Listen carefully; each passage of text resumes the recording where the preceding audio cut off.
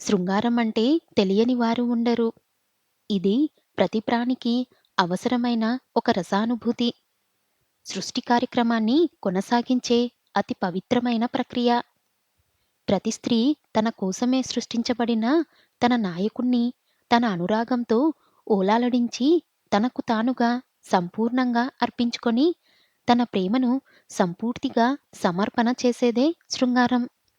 మరి ఇది ఎందుకు తప్పుగా అందరూ భావిస్తున్నాము అని అంటే, దేనికైనా ఒక సమయం, ప్రదేశం, నీతి అనేవి చాలా అవసరం. తినడానికి, నిద్రించడానికి, పని చేయడానికి వేళ ఉన్నట్లే దీనికి కూడా సమయం, ఏ విధంగా ప్రవర్తించాలి అనేవి చాలా ముఖ్యం. అలాగే నీతి, నీతి లేకపోతే దాని పేరు వేరు. ఇవన్నీ అందరికీ తెలుసు.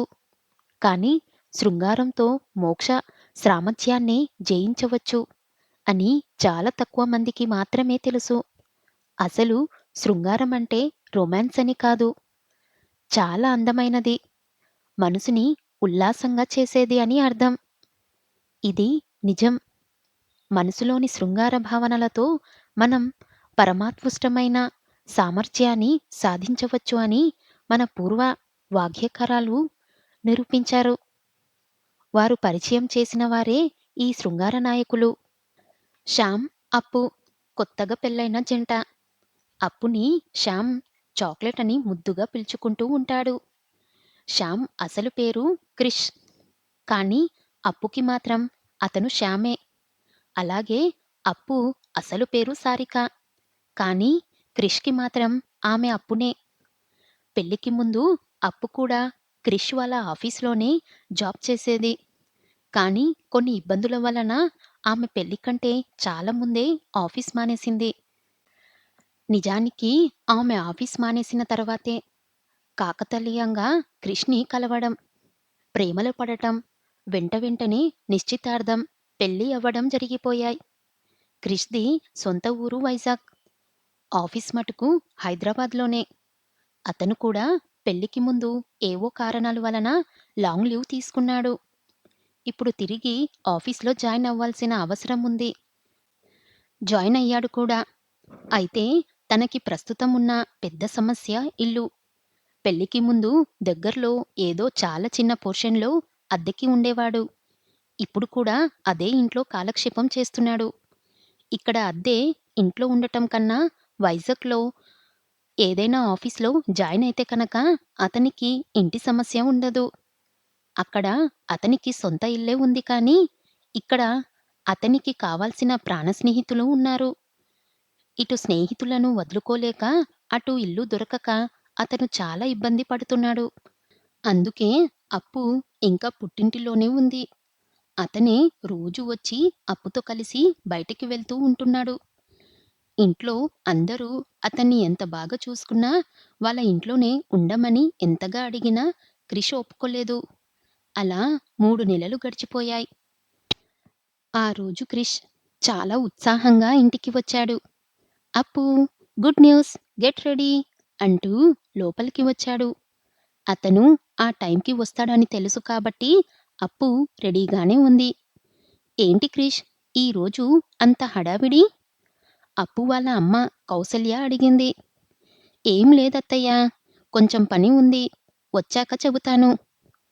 అప్పు, క్రిష్ ఇద్దరూ బయటికి వెళ్ళిపోయారు. అప్పు వాళ్ళింట్లో 2 కార్లు ఉంటాయి. అందులో ఒక కార్ సాధారణంగా ఫ్రీగానే ఉంటుంది. ఇప్పుడు అప్పు వాళ్ళ కార్‌లోనే వాళ్ళు బయటికి వెళ్లారు. ఎక్కడికి శ్యామ్? సస్పెన్స్.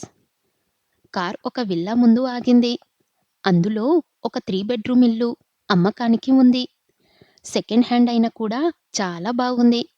వాళ్ళిద్దరికీ ఆ ఇల్లు చాలా పెద్దదే కానీ క్రిష్ మంచి పెయింటర్. అతనికి ఒక రూమ్ కంపల్సరీగా కావాలి. అతని ఆఫీస్‌కి ఇటు అప్పు వాళ్ళ ఇంటికి కూడా అది దగ్గర. అందుకే ఆ ఇల్లు కొనాలనే నిర్ణయానికి వచ్చేశాడు క్రిష్. ఇల్లు అప్పుకి కూడా చాలా నచ్చడంతో వెంట వెంటనే ఇల్లు కొనేయడం, గృహప్రవేశాలు అన్నీ చకచకా అయిపోయాయి. గృహప్రవేశానికి టైం ఎక్కువగా లేకపోవడంతో చాలా హడావిడి అయిపోయి అన్నీ ఆన్‌లైన్‌లోనే షాపింగ్ చేసుకోవాల్సి వచ్చింది. దేనికి పెద్ద ప్రాబ్లమ్ కాలేదు. కానీ బట్టలు కొనడానికే సారికకి చాలా ఇబ్బందయింది. అప్పుడు తన ఫ్రెండ్ సలహా మేరకు ఆన్‌లైన్‌లో చీరలని చెక్ చేసింది.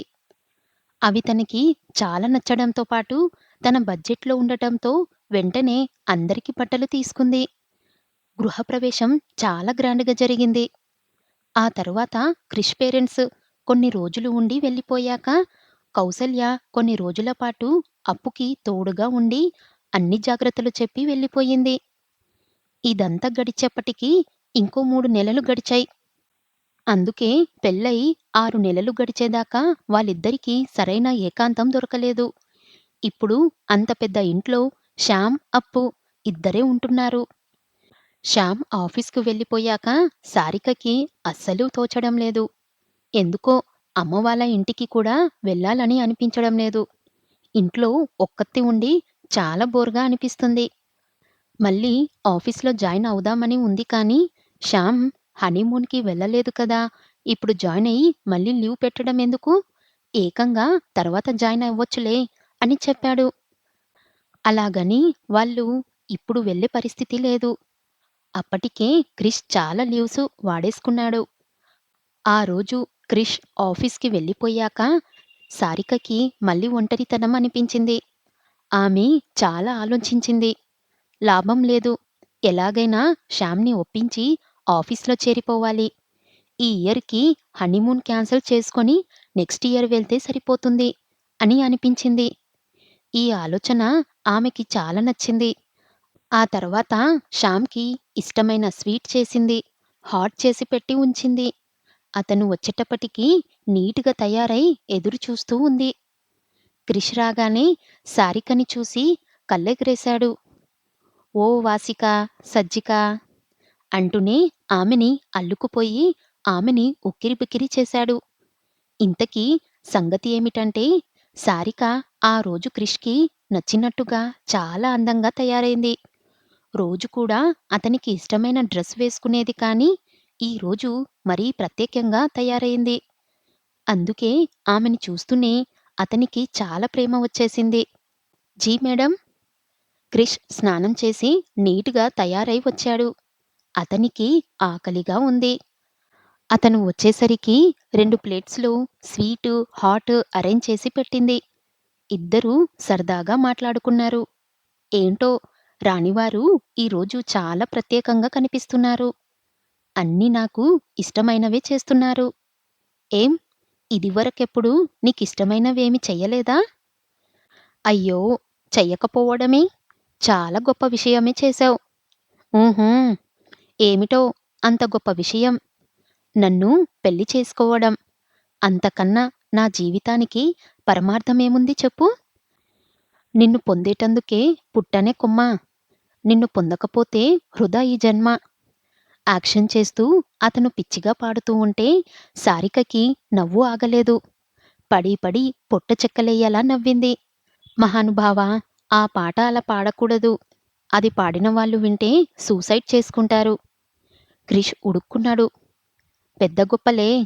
నువ్వే బాగా పాడతావని. ఒఫ్ఫో! మై డియర్ శ్యామ్ గారు. అంత ఉడుక్కోకండి సార్. మీరు బాగా పాడారు. Keep it up. ఇంతకీ సంగతేంటి మేడం? ఈరోజు ఏదైనా స్పెషలుందా? అంతలా తయారయ్యారు? అని అడిగాడు నాటక ఫక్కీలో. ఏం చెయ్యమంటావు శ్యామ్? ఇంట్లో ఉండి ఉండి బోర్ కొడుతుంది. అందుకే ఎక్కడికైనా తీసుకువెళ్తావేమోనని తయారయ్యాను. ఓహ్! అవునా? కానీ నిన్ను ఇలా చూస్తూ ఉంటే ఎక్కడికైనా ఎందుకు వెళ్ళాలనిపిస్తుంది? డైరెక్ట్‌గా బెడ్‌రూమ్‌లోకి వెళ్ళాలనిపిస్తుంది కానీ. ఏంటి? సిగ్గు లేకపోతే సరి. కనీసం జాలైనా ఉందా? అయ్యో పాపం! ఒక్కతే ఇంట్లో ఉంది. దాని ఎంటర్‌టైన్‌మెంట్ కోసం ఏమైనా చెయ్యాలి అని ధ్యాస లేదు. ఆఫీస్‌కి వెళ్తే అంతే సంగతులు. ఒక ఫోన్ కూడా ఉండదు. పైగా ఇప్పుడు వచ్చి బెడ్‌రూమ్ అంట. బెడ్‌రూమ్. పో. కోపంగా మొఖం పక్కకి తిప్పేసుకుంది. సారీ అప్పు. చెప్పు ఎక్కడికెళ్దాం? సారిక ముఖం ఇంకా కోపంగానే ఉంది. నీకు తెలుసుగా మన ఆఫీస్‌లో ఎంత పని ఉంటుందో? ఊపిరి ఆడనంత పని. పైగా ఆఫీస్‌లో అందరూ నన్నే అడుగుతారు. ఆ రిషిని కన్నెత్తి చూడరు. ఏం చెయ్యను? అందుకే టైం లేక నీకు ఫోన్ చేయడానికి కూడా వీలవ్వడం లేదు. అవునులే. వాళ్ళందరి అవసరాలే నీకు ఎక్కువ. ఊరికే ప్రేమించేసి పెళ్లి చేసేసుకుంటే సరిపోతుందా? నా అవసరాలు చూడనవసరం లేదా? రోజూ రాత్రి చూస్తున్నాగా అన్నాడు చిలిపిగా. సారికకి కోపం నషాలానికి అంటింది. నా అవసరమా అది? నీకు అవసరం కాదు కాబోలు. అది ఒక్కటే నా అవసరం కాబోలు. పో. ఏమైందే అప్పు? నీకివాళ కలహంతరితవే అయిపోతున్నావ్? ఆవిడెవరు? ఆఫీస్‌లో కొత్తగా జాయిన్ అయిందా? నీ పేరుకి తగ్గట్టే చుట్టూరా గోపికలే. నెరకపోయి ప్రేమించాను. చాలా మోసపోయాను. అయ్యో! అది నువ్వే. రోజూ స్వాధీనపతిగలాగా ఉండే నువ్వు ఈరోజు కొత్త కొత్త అవతారాలెత్తుతున్నావు? అబ్బా! ఏమైంది నీకివాళ? ఏమిటేమిటో చెబుతున్నావు? ఒక్క ముక్క కూడా అర్థం కావడం లేదు. కానీ ఈ పేరులు హా! ఎక్కడో ఎప్పుడో విన్నట్టు కాదు. కాదు, చూసినట్టు ఉంది. వాళ్ళు ఎవరు? ఎక్కడ ఉంటారు? నేను ఎక్కడ చూశాను? క్రిస్ నవ్వేశాడు. ఎక్కడోలే. సరే, పద అలా బయటికి వెళ్ళొద్దాం. ఇద్దరూ సరదాగా అలా పార్కుకెళ్లారు. అక్కడ నెమ్మదిగా తన మనసులోని మాటని బయటపెట్టింది. క్రిష్, పొద్దుననగా వెళ్ళి ఏ సాయంత్రానికో వస్తావు. ఒక్కోసారి ఇంకా లేటుగా వస్తావు. ఒక్కోసారైనా ఆలోచించావా నా గురించి? నాకు పిచ్చెక్కిపోతుంది. ఎందుకో నాకు అమ్మ వాళ్ళ ఇంటికి కూడా వెళ్ళాలనిపించడం లేదు. నేను కూడా ఆఫీస్‌లో జాయిన్ అవుతాను. మన ఎండీ నన్ను ఎప్పుడు కావాలంటే అప్పుడు జాయిన్ అవ్వమని చెప్పారు. కాబట్టి రేపు ఒకసారి మన ఆఫీస్‌కు నేను కూడా వస్తాను. సరే, నీ ఇష్టం అన్నాడు ముభావంగా. ఇదివరకే వాళ్ళిద్దరికీ ఈ విషయం మీద చాలా సార్లు డిస్కషన్ అయింది. మళ్ళీ సారిక ఆఫీసు అని అంటూ ఉంటే ఇంకా ఆ విషయం పొడిగించడం క్రిష్‌కి ఇష్టం లేకపోయింది. సారీ శ్యామ్, నా వైపు నుంచి కూడా ఆలోచించు. ఇప్పుడు లీవ్ దొరకదు అని అనుకుంటే హనీమూన్‌కి నెక్స్ట్ ఇయర్ వెళ్దాం. నెక్స్ట్ ఇయరా? మరి రిషి వాళ్ళు ఏమంటారో ఏమో? రిషి లీవ్ తీసుకునన్నదే లేదు. వాళ్ళకి లీవ్ ప్రాబ్లమ్ రాదు. కావాలంటే వాళ్ళు ఇప్పుడు వెళ్తారు.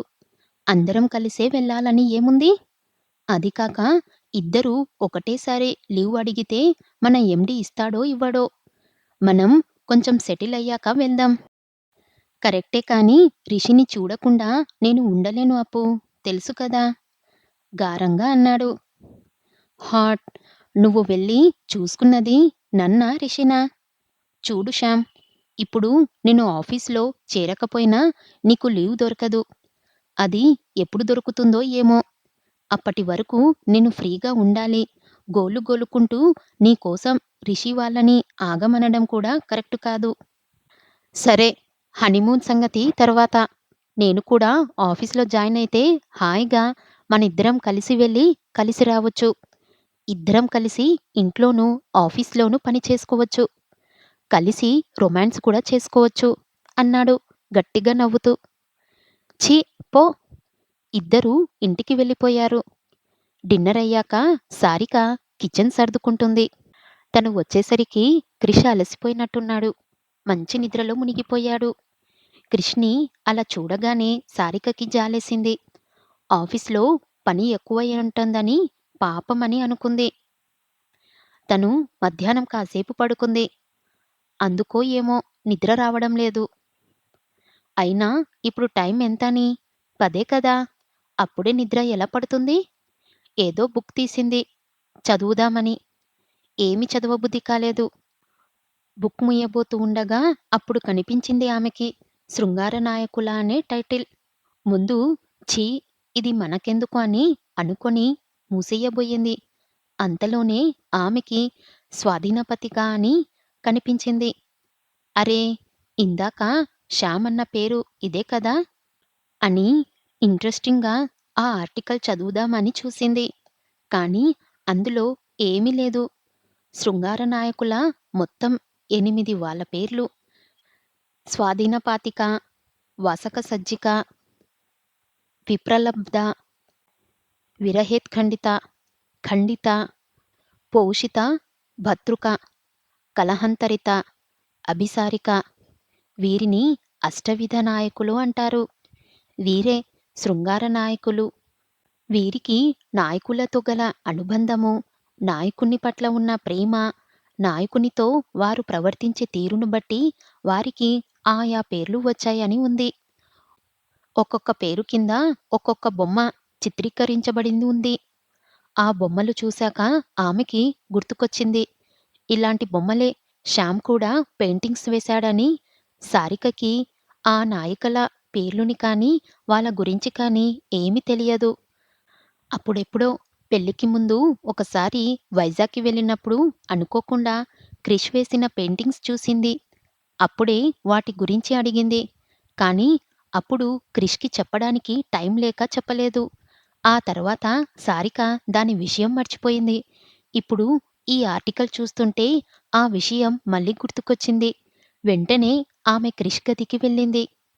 అక్కడ అతని పెయింటింగ్స్ అన్నీ ఒక పెద్ద బాక్స్‌లో ఉన్నాయి. ఆమె ఒక్కొక్కటి తీసి చూడసాగింది. అన్ని పెయింటింగ్స్‌లోనూ సారికే. ఎంత అందంగా వేశాడు నన్ను అని మురిసిపోయింది. అన్నీ తీశాక చివరగా స్వాధీనపతిగా కనిపించింది. అది కూడా సారికదే. ఆ బొమ్మ ప్రత్యేకత ఏమిటో సారికకి తెలియలేదు. దానివైపు అలా తదేకంగా చూస్తూ ఉండిపోయింది. ఇంతలో "ఏం చేస్తున్నావురా?" అని మృదువుగా వినిపించిన గొంతు విని ఒక్కసారిగా ఉలిక్కిపడింది. ఆమెకి గుండె ఆగినంత పనయింది. "అబ్బా! నువ్వా? ఇంకా ఎవరో అనుకున్నా" అంది చిరుకోపంగా క్రిష్‌ని చూసి. "నేనే. ఇంకెవరు వస్తారు మన గదిలోకి కానీ? ఇంతకీ ఏం చేస్తున్నావు?" "నువ్వు వేసిన పెయింటింగ్స్ చూస్తున్నా. నిద్రపోతున్నావుగా? ఎప్పుడు లేచావు?" ఎప్పటికి నువ్వు రాకపోయేసరికి నిద్ర వచ్చేసింది. మంచి నిద్దట్లో ఉండగా ఏదో మిస్ అయిన ఫీలింగ్ వచ్చింది. అది ఏమిటో అర్థమై, అమ్మో! ఈరోజు ఉపవాసమేనా అని బెంగ వచ్చి కళ్ళు తెరిచి చూశా. నువ్వు కనిపించలేదు. ఇంకా కిచెన్‌లోనే ఉన్నావా అని డౌట్ వచ్చి చూస్తే అక్కడ కూడా కనిపించలేదు. నా రూమ్‌లో లైట్ వెలుగుతుంటే వచ్చా అని పక్కకి వచ్చి కూర్చున్నాడు. ఈ స్వాధీనపతిక ఎవరు శ్యామ్? ఒక శృంగార నాయిక. Any importance? హ్మ్. ఉంది. నాయకుల ప్రధానంగా 8.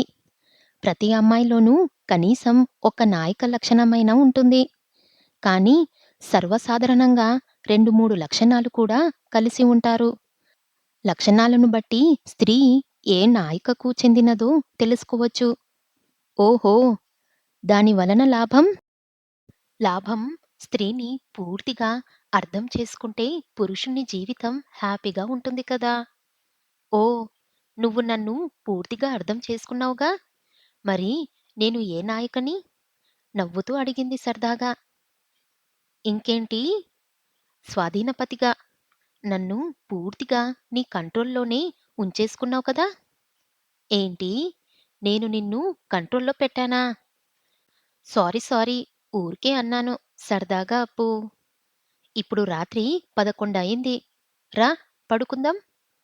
మరి నాకు ఈ నాయకుల గురించి ఎప్పుడు చెబుతావు? ఎల్లుండి శనివారమే కదా! సెలువు. ఆ రోజు చెప్పుకుందాం కథలు. ఇప్పుడు అవ్వదు. సరే. మర్నాడు ఇద్దరూ కలిసి ఆఫీస్‌కి వెళ్లారు. సారికని స్టాఫ్ మొత్తం చాలా చక్కగా రిసీవ్ చేసుకున్నారు. రిషి కూడా సారికని చూసి హే సారిక! హార్ట్‌లీ వెల్కమ్ అంటూ ఆహ్వానించాడు. ఒకప్పుడు సారికకి ఎవరైనా తనని సారిక అని పిలుస్తుంటే కోపం వచ్చేది.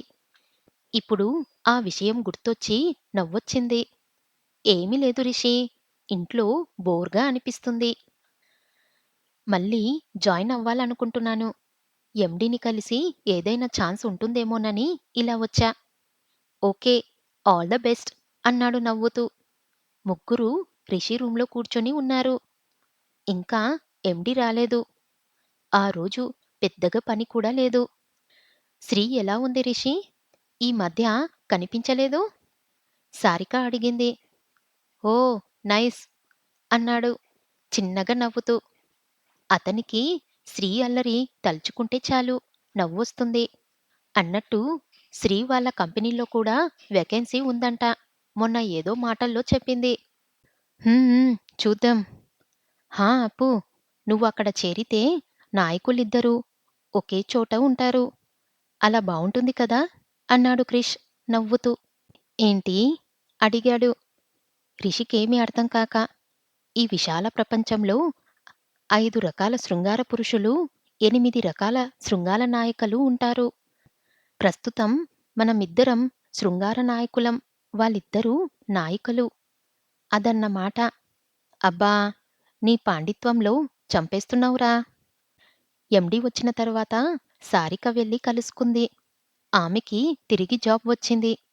రోజు లంచ్ క్రిష్, రిషి కలిసి చేస్తారు. ఈ రోజు మాత్రం సారికని ఇంట్లో దింపేసి అక్కడే లంచ్ చేసి ఆఫీస్కి వెళ్ళిపోయాడు. సారిక కాసేపు రెస్ట్ తీసుకొని మళ్ళీ క్రిష్ రూంలోకి వెళ్ళింది. స్వాధీనపతిగా పెయింటింగ్ని చూస్తూ ఉంటే ఎంతో ముద్దుగా అనిపించింది. ఆమె కన్నుల్లో పిసరు గర్వం, నవ్వుల్లో చిన్న అహంకారం. కాని ఆ గర్వం కూడా అందంగానే కనిపించింది సారికకి.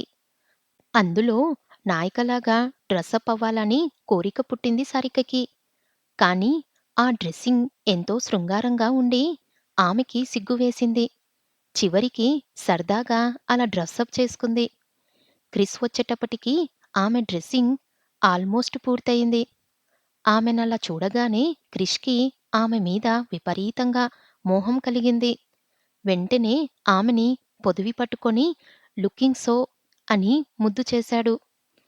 ఆమె సిగ్గుగా అతని నుంచి సున్నితంగా దూరంగా జరిగింది. ఎందుకో ఇలా తయారవ్వాలనిపించింది. "ఉమ్, బావున్నావ్. ఈమె స్వాధీనపతిక కాదా?" "అవును." ఆమె డ్రెస్ చేంజ్ చేసుకోబోతూ ఉంటే, "వద్దు, ఇలానే ఉండు కాసేపు." అతను పెయింటర్ కదా, చిత్రాలలోనే అందాలను వెతుకుతూ ఉంటాడు. అలాంటిది ఇప్పుడు ప్రాణమున్న శిల్పంలాగా ఉన్న సారిక అతని కంటికి ఎంతో అపురూపంగా కనిపించింది. ఆమె చిన్నగా నవ్వింది. ఆ నవ్వు ఎప్పుడు చూసినా క్రిష్కి మతిపోతుంది. ఇప్పుడు మరీ ముద్దుగా కనిపించింది సారిక అతని కళ్ళకి. వెంటనే మైనే పూఛే చాంద్ సే తూ దేఖా యా నహీ, మేరే యార్ కా హసీ. చాంద్ నే కహా చాందనీ కే కసం, నహీ నహీ. హిందీ పాటని చిన్నగా హమ్ చేస్తూ మళ్ళీ అల్లుకుపోయాడు. ముందు వెళ్ళి ఫ్రెషప్ అయి రా అని అతన్ని తరిమేసింది. ఆ తరువాత అతను తయారై వచ్చి మెల్లిగా ఆమెకి చెప్పడం మొదలుపెట్టాడు. అష్టవిధ నాయకులల్లో మొదటిది స్వాధీనపతిక. పతిక అంటే భర్తని కలిగిన స్త్రీ అని అర్థం. ఏ స్త్రీ అయితే తన భర్తని తన స్వాధీనంలో ఉంచుకుంటుందో ఆమె స్వాధీనపతిక. ఈ అష్టవిధ నాయకుల లక్షణాలు ఏ కాలంలో అయినా స్త్రీలలో ప్రస్ఫుటంగా కనిపిస్తాయి. మనం ఇప్పటికీ స్త్రీలలో కూడా గమనించవచ్చు. ఆ స్త్రీలు ఏం సాధించారో, ఏం సంపాదించగలరో మనకి తెలియదు. కానీ శ్రీకృష్ణుణ్ణి తమ ప్రేమలతో బంధించిన అష్టవిధ నాయికలు మాత్రం ఇక్కడ శృంగార సామ్రాజ్యాది దేవతలై తర్వాత మోక్షలోక సామ్రాజ్యాది దేవతలు కూడా అయ్యారు. భరతుడు అనే నాట్యచర్యుడు రాసిన నాట్యశాస్త్రంలో శృంగార నాయకులు ఎవరు, ఎలా ఉంటారు అనే విషయం, వారి భంగిమలు అన్నీ కూడా విపులంగా ఉంటాయి. ఇకపోతే సామాన్య ప్రజలకి వీరి గురించి అందించిన వారిలో ముఖ్యులు జయదేవుడు అనే ఒరిస్సా కవి. ఆయన సంస్కృతంలో గీతాగోవిందం అనే కావ్యం రచించి అందులో రాధాకృష్ణుల ప్రేమతత్వాన్ని తెలియజేశారు. ఆ కావ్యం చాలా ప్రాచుర్యం పొందింది. ఆ తర్వాత తెలుగులో క్షేత్రజ్ఞుడు అనే కవి కూడా మువ్వగోపాల పదాలు రాశాడు. అందులో శృంగార నాయకులకు శ్రీకృష్ణునితో తమకున్న అనుబంధాలని, కృష్ణుని మీద ప్రేమను, వారి విరహ వేదనలను మొదలైనవన్నీ ఎంతో శృంగార రసరమ్యమైన పాటలలో వినిపించారు. అన్నమయ్యకి కూడా అష్టవిధానాయకులు ఇంకా ఎన్నో శృంగార పదాలు రాసినప్పటికీ అన్నమయ్యకి, జయదేవునికి, క్షేత్రజ్ఞునికి చాలా వ్యత్యాసం ఉంది. అన్నమయ్య అన్ని రకాల పాటలు రాశారు. అందులో ఎక్కువగా శృంగారం రాశారు. ముద్దుగారే యశోద, చిన్ని శిశువు లాంటి పాటలలో ఆయన్నే యశోదనై వాత్సల్యాన్ని చూపించారు. బ్రహ్మమొక్కటే లాంటి పాటలలో అందరూ ఒక్కటే, ఒకరు ఎక్కువ, ఒకరు తక్కువ కాదు. భగవంతుణ్ణి ప్రేమను అందరూ పొందే హక్కు ఉందని చాటారు. శ్రీరాముడు నరసింహస్వామి మీద పాటలు రాసి ఆయన భక్తిని చాటుకున్నారు. కానీ జయదేవుడు కానీ, క్షేత్రయ్య కానీ కేవలం కృష్ణుణ్ణి మీదే రాశారు. క్షేత్రయ్య అయితే పూర్తిగా శృంగారం మీదే రాశారు. జయదేవుడు క్షేత్రయ్య కృష్ణుణ్ణి నాయకుడిని చేసి వీళ్ళే నాయకులై ఆ కృష్ణుణ్ణి మానసికంగా పూర్తిగా తమ వాణిని చేసుకున్నారు. అందుకే అవి అంత రసభరితంగా ఉంటాయి. మనకి ఇంత సంగీతాన్ని, సాహిత్యాన్ని, భక్తిని, రక్తిని అందించిన ఆ మహానుభావుల గురించి కొద్దిగా తెలుసుకుందాం. ఎలాగో అందర్నీ కవర్ చెయ్యలేము కదా! అట్‌లీస్ట్ ఈ ఇద్దరి గురించి చెప్పుకుందాము. పూర్వం ఒరిస్సాలో పూరికి జగన్నాథ క్షేత్రానికి సమీపంలో కిందుబిల్యం అనే గ్రామంలో భోజేదేవుడు, రమాదేవి అనే బ్రాహ్మణ దంపతులు ఉండేవారు. వారు జగన్నాథుణ్ణి భక్తిగా సేవించుకుంటూ ఉన్న దాంట్లోనే తృప్తిగా ఉంటూ సంతోషంగా ఉండేవారు. ఒకనాడు రమాదేవికి ఎందుకో విచారంగా ఉంది స్వామి. మనం ఇప్పుడు ఎంతో సంతోషంగా ఉన్నాం. తృప్తిగా కూడా ఉన్నాం. కానీ సంతానం లేకపోతే ఎందుకో విచారంగా అనిపిస్తుంది. దానికేదైనా మార్గం ఆలోచించవచ్చు కదా! భోజదేవుడు రమా! నువ్వు ఏనాడు ఎవ్వర్ని చివరికి భగవంతుణ్ణి కూడా ఇది కావాలి అని అడగకు. మనకేది ప్రాప్తమో అది మనకి లభిస్తుంది. నిర్మోహంతో కోరికలేమి లేకుండా నిరంతరం ఆ పరమాత్ముని మీదే మనసుని లగ్నం చేసుకుంటూ ఈ జీవితాన్ని గడిపేస్తే ఇప్పుడు తృప్తిగా ఉంటుంది. ఇంకా జన్మ ఉండదు. సంతానం కలిగినా సంతోషమే, లేకపోయినా సంతోషమే. కానీ దానికోసం ఏ ప్రయత్నము చెయ్యను. నువ్వు కూడా చెయ్యకు అని ఖచ్చితంగా చెప్పేశాడు. ఆమె ఇంకేమీ మాట్లాడలేదు. ఒకనాడు భోజునికి కలలో స్వామి కనిపించి, భోజా! నీ భార్య కోరిక ప్రకారం అతి త్వరలో నీకు నా అంశంతో ఒక పుత్రుడు జన్మిస్తాడు. అతనికి జయదేవ అని నామకరణం చెయ్. స్వామి పలుకులు విని వెంటనే నిద్రలేచాడు భోజుడు. అతనికి చాలా ఆశ్చర్యమేసింది. వెంటనే భార్యను నిద్రలేపి, రమా! నువ్వు స్వామిని సంతానం కోసం వేడుకున్నావా? అని అడిగాడు. అవును అంది ఆమె తల వంచుకొని నెమ్మదిగా. ఆమెకి గుండెలు దడదడాలాడాయి. ఈ విషయం భర్తకి ఎలా తెలిసిందో ఆమెకి అర్థం కాలేదు. ఈ విషయం మీకెలా? నేను నిన్ను స్వామిని ఏమీ అడగవద్దు అని చెప్పాను కదా! ఎందుకు కోరుకున్నావ్? ఆమె నుంచి ఏమీ సమాధానం లేదు. సరే, నాకిప్పుడు కలలో స్వామి దర్శనమైంది. ఆయన్నే స్వయంగా సెలవిచ్చాడు. నీ భార్య కోరిక మేరకు త్వరలో ఒక సుపుత్రుడు జన్మిస్తాడు అని. ఆ మాటలు వినగానే ఆమె చాలా సంతోషించింది. స్వామీ! నేను మీ మాట కాదని తప్పు చేశాను. అయినా మనకి మేలే జరిగింది. స్వామి మనలని కరుణించాడు. కదా! ఆమె మాటలతో అతను కూడా ఏకీభవించాడు. కొంతకాలానికి అంటే 1170లో జగన్నాథునికి మాటలని నిజం చేస్తూ జయదేవుడు పుట్టాడు. అతను పుట్టినప్పట్నుంచి శ్రీకృష్ణుని మీద భక్తిలోనే మునిగిపోయి ఉండేవాడు. శాస్త్రోక్తంగా ఎలా పూజించాలో అలాగే పూజించేవాడు. అయితే ఆయనకి ఎటువంటి ప్రేమ, భావం లేదు. ఏ పులకింత లేదు. ఒక భావోద్వేగం లేదు. కృష్ణుని మీద ఎంత భక్తి ఉన్నప్పటికీ కృష్ణుని మీద ఆత్మీయ భావన లేదు. ఆయనకో దేవుడు. తను ఒక భక్తుడు. అంతే. జగన్నాథునికి జయదేవుణ్ణి చూస్తే నవ్వొచ్చింది. అతను పూర్తిగా తదాత్మతంద చెందడం లేదు. అతను ఆ మాధురానుభూతిని పొందాలంటే అతనికి ప్రేమ తెలియాలి. ప్రేమ గొప్పతనం తెలియాలి. ఆ ప్రేమ భగవంతుని మీద కలిగినప్పుడు కలిగే రసానుభూతి తెలియాలి. ఆ ప్రేమ తెలియాలి అంటే పద్మావతి రావాలి. ఎవరు ఈ పద్మావతి? ఆమె గొప్పతనమేమిటి?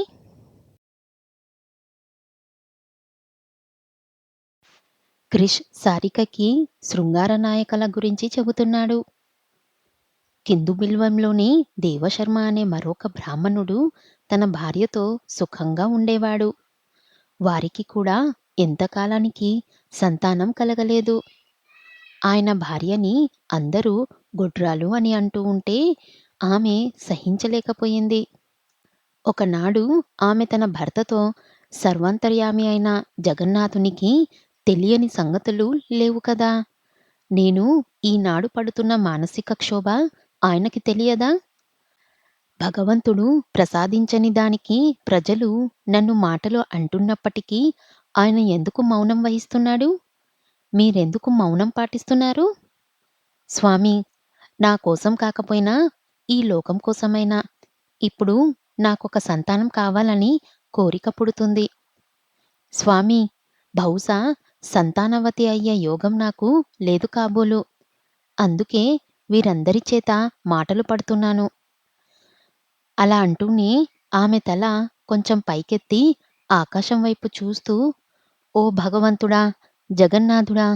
నాకు సంతానం కలిగే యోగమే లేకపోయినప్పటికీ అరువుగానైనా ఒక సంతుణ్ణి ప్రసాదించకూడదా? నువ్వు ప్రసాదించిన ఆ సంతుని తిరిగి నీకే సమర్పిస్తాను. కనీసం ఆ వరమైనా ప్రసాదించు. తద్వారా ఈ లోకులకు నన్ను అవమానించే అవకాశం లేకుండా చేసుకుంటాను అని అడిగింది కన్నీళ్లతో. అప్పటి వరకు ఆమెతో పాటుగా మౌనంగా బాధపడుతున్న దేవశర్మ ఒక్కసారిగా కలవరపడి, అయ్యో! ఎంత మాట అన్నావు దేవి!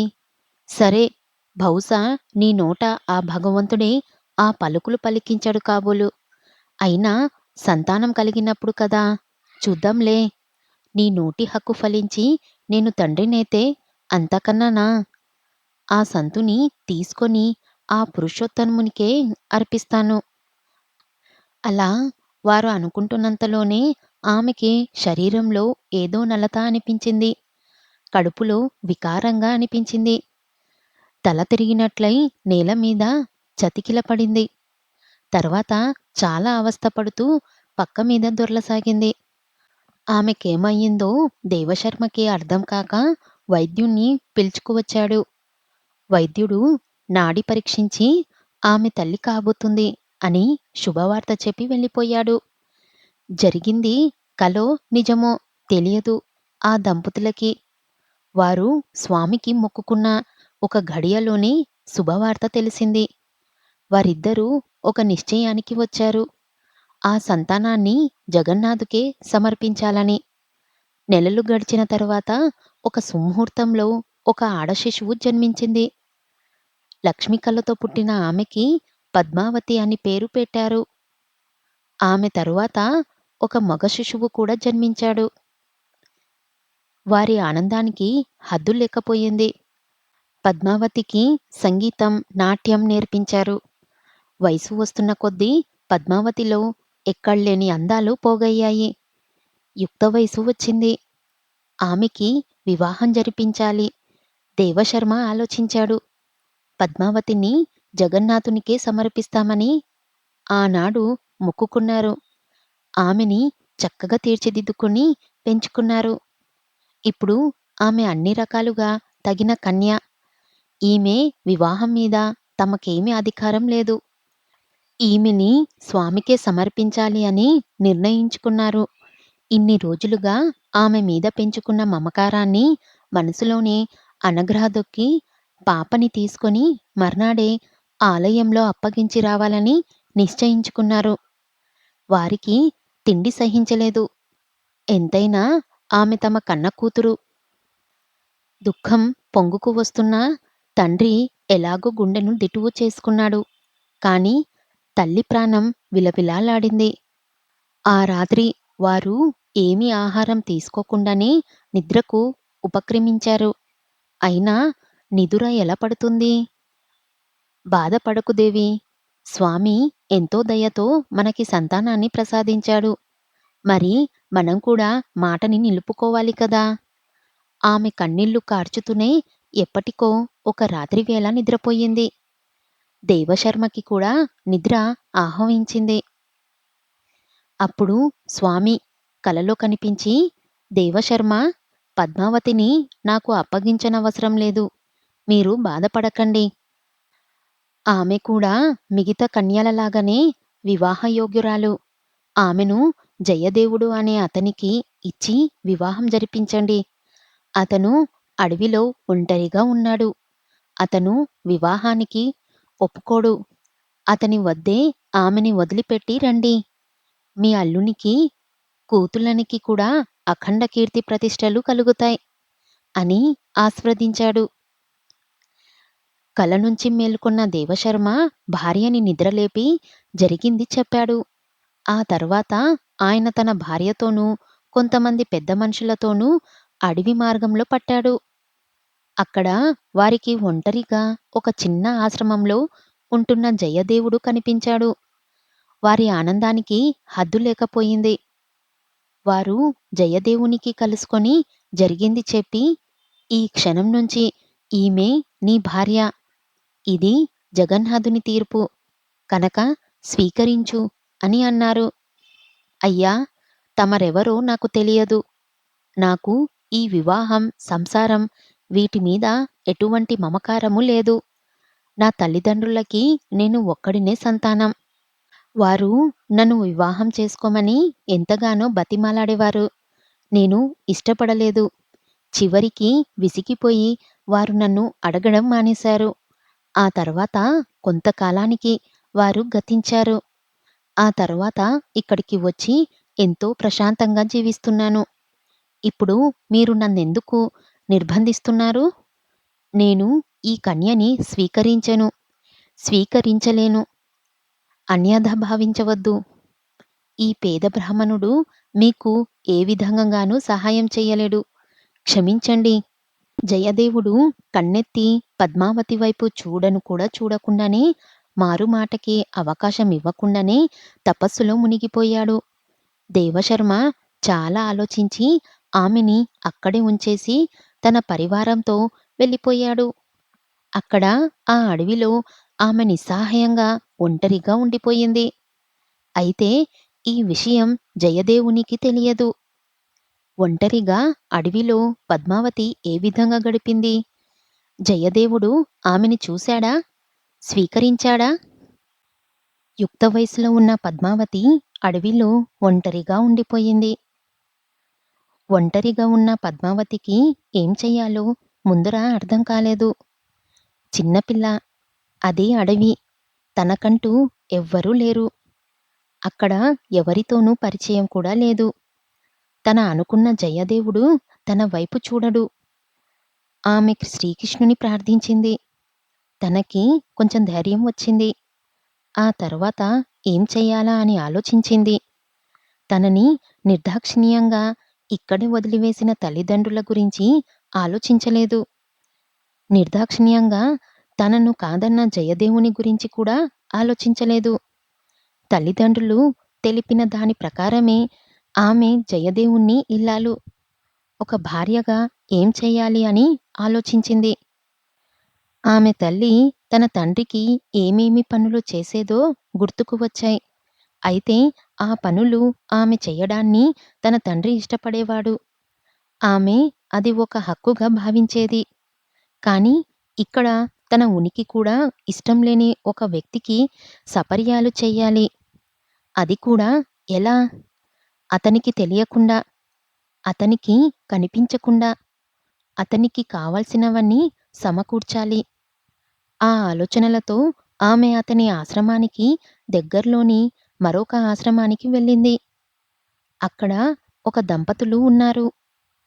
వారికి తన కథని వినిపించింది. వారిని సహాయం అడిగింది. ఆమె కథ విన్నవారు సమృద్ధులై ఆమెకి ఆశ్రమం కల్పించారు. 2 రోజులు ఆమె జయదేవుణ్ణి గమనించింది. అతను నిత్యం ఏమేమి చేస్తాడో, ఏ ఏ సమయాల్లో చేస్తాడో తెలుసుకుంది.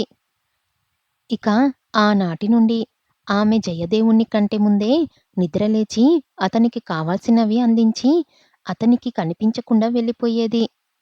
అతను నిద్రలేచేటప్పటికి వాటిలో అందమైన ముగ్గు ప్రత్యక్షమయ్యేది. స్నానం చేసి వచ్చేప్పటికి సంధ్యావందనానికి కావాల్సినవి సిద్ధంగా ఉండేవి. తపస్సు పూర్తయ్యేప్పటికీ ఆహారం సిద్ధంగా ఉండేది. కానీ అతనికి ఎవ్వరూ కనిపించేవారు కాదు. కొన్ని రోజులుగా క్రమం తప్పకుండా అన్నీ అతనికి చక్కగా అమరుతూ ఉండేవి. రాను రాను అవి ఎవరు చేస్తున్నారో తెలుసుకోవాలని అతనికి అనిపించింది. ఒకరోజు తీవ్రంగా ఆలోచించాడు. ఎవరు ఈ పనులు చేస్తున్నారు? వారు తన నుంచి ఏం ఆశించి ఇవి చేస్తున్నారు? కొంతమంది శిష్యరికం చెయ్యడానికి వస్తారు. వారు ఇలాగే సపర్యాలు చేసి వెళ్తూ ఉంటారు. అలాంటి వారైనా ఈ పని చేస్తున్నారు కాబోలు అని అనుకున్నాడు. ఇలా 2, 3 నెలలు గడిచాయి. అతనికి రోజురోజు కుతూహలం పెరిగిపోయింది. ఈరోజు ఎలాగైనా సరే వారెవరో తెలుసుకొని తీరాలి. అలా అనుకున్న తర్వాత ఆ రోజు తపస్సు నుంచి ముందే వచ్చేశాడు. ఆ సమయానికి పద్మావతి అతనికి ఆహారం సిద్ధపరచేసి వెళ్ళిపోవడానికి సిద్ధంగా ఉంది. తమ ఆశ్రమంలో ఒక స్త్రీనా? జయదేవుడు ఆశ్చర్యపోయాడు. లోకోత్తరమైన సోయగంతో మెరిసిపోతున్న ఆమెను చూసి జయదేవుడు బహుశా ఏ దేవకన్యో ఇలా వచ్చిందేమో అని భావించాడు. వెంటనే ఎవరు నువ్వు? ఎందుకిదంతా చేస్తున్నావు? కొంచెం తీవ్రంగా అడిగాడు. పద్మావతి ముందు బిత్తరపోయింది. ఏనాటికైనా జయదేవుడు అతనిని గుర్తిస్తాడు అని ఊహించింది.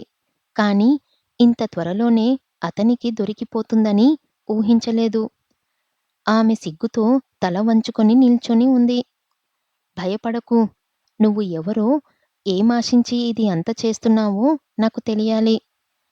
ఒక స్త్రీ పరపురుషుణ్ణి ఆశ్రమానికి వచ్చి సపర్యాలు చేయడం అధర్మం అని తెలియదా? చిన్నపిల్లవు. బహుశా తెలిసి ఉండకపోవచ్చు. కానీ లోకోత్తరమైన ఈ సౌందర్యం చూస్తుంటే నువ్వు దేవకన్యవని తోచుచున్నది.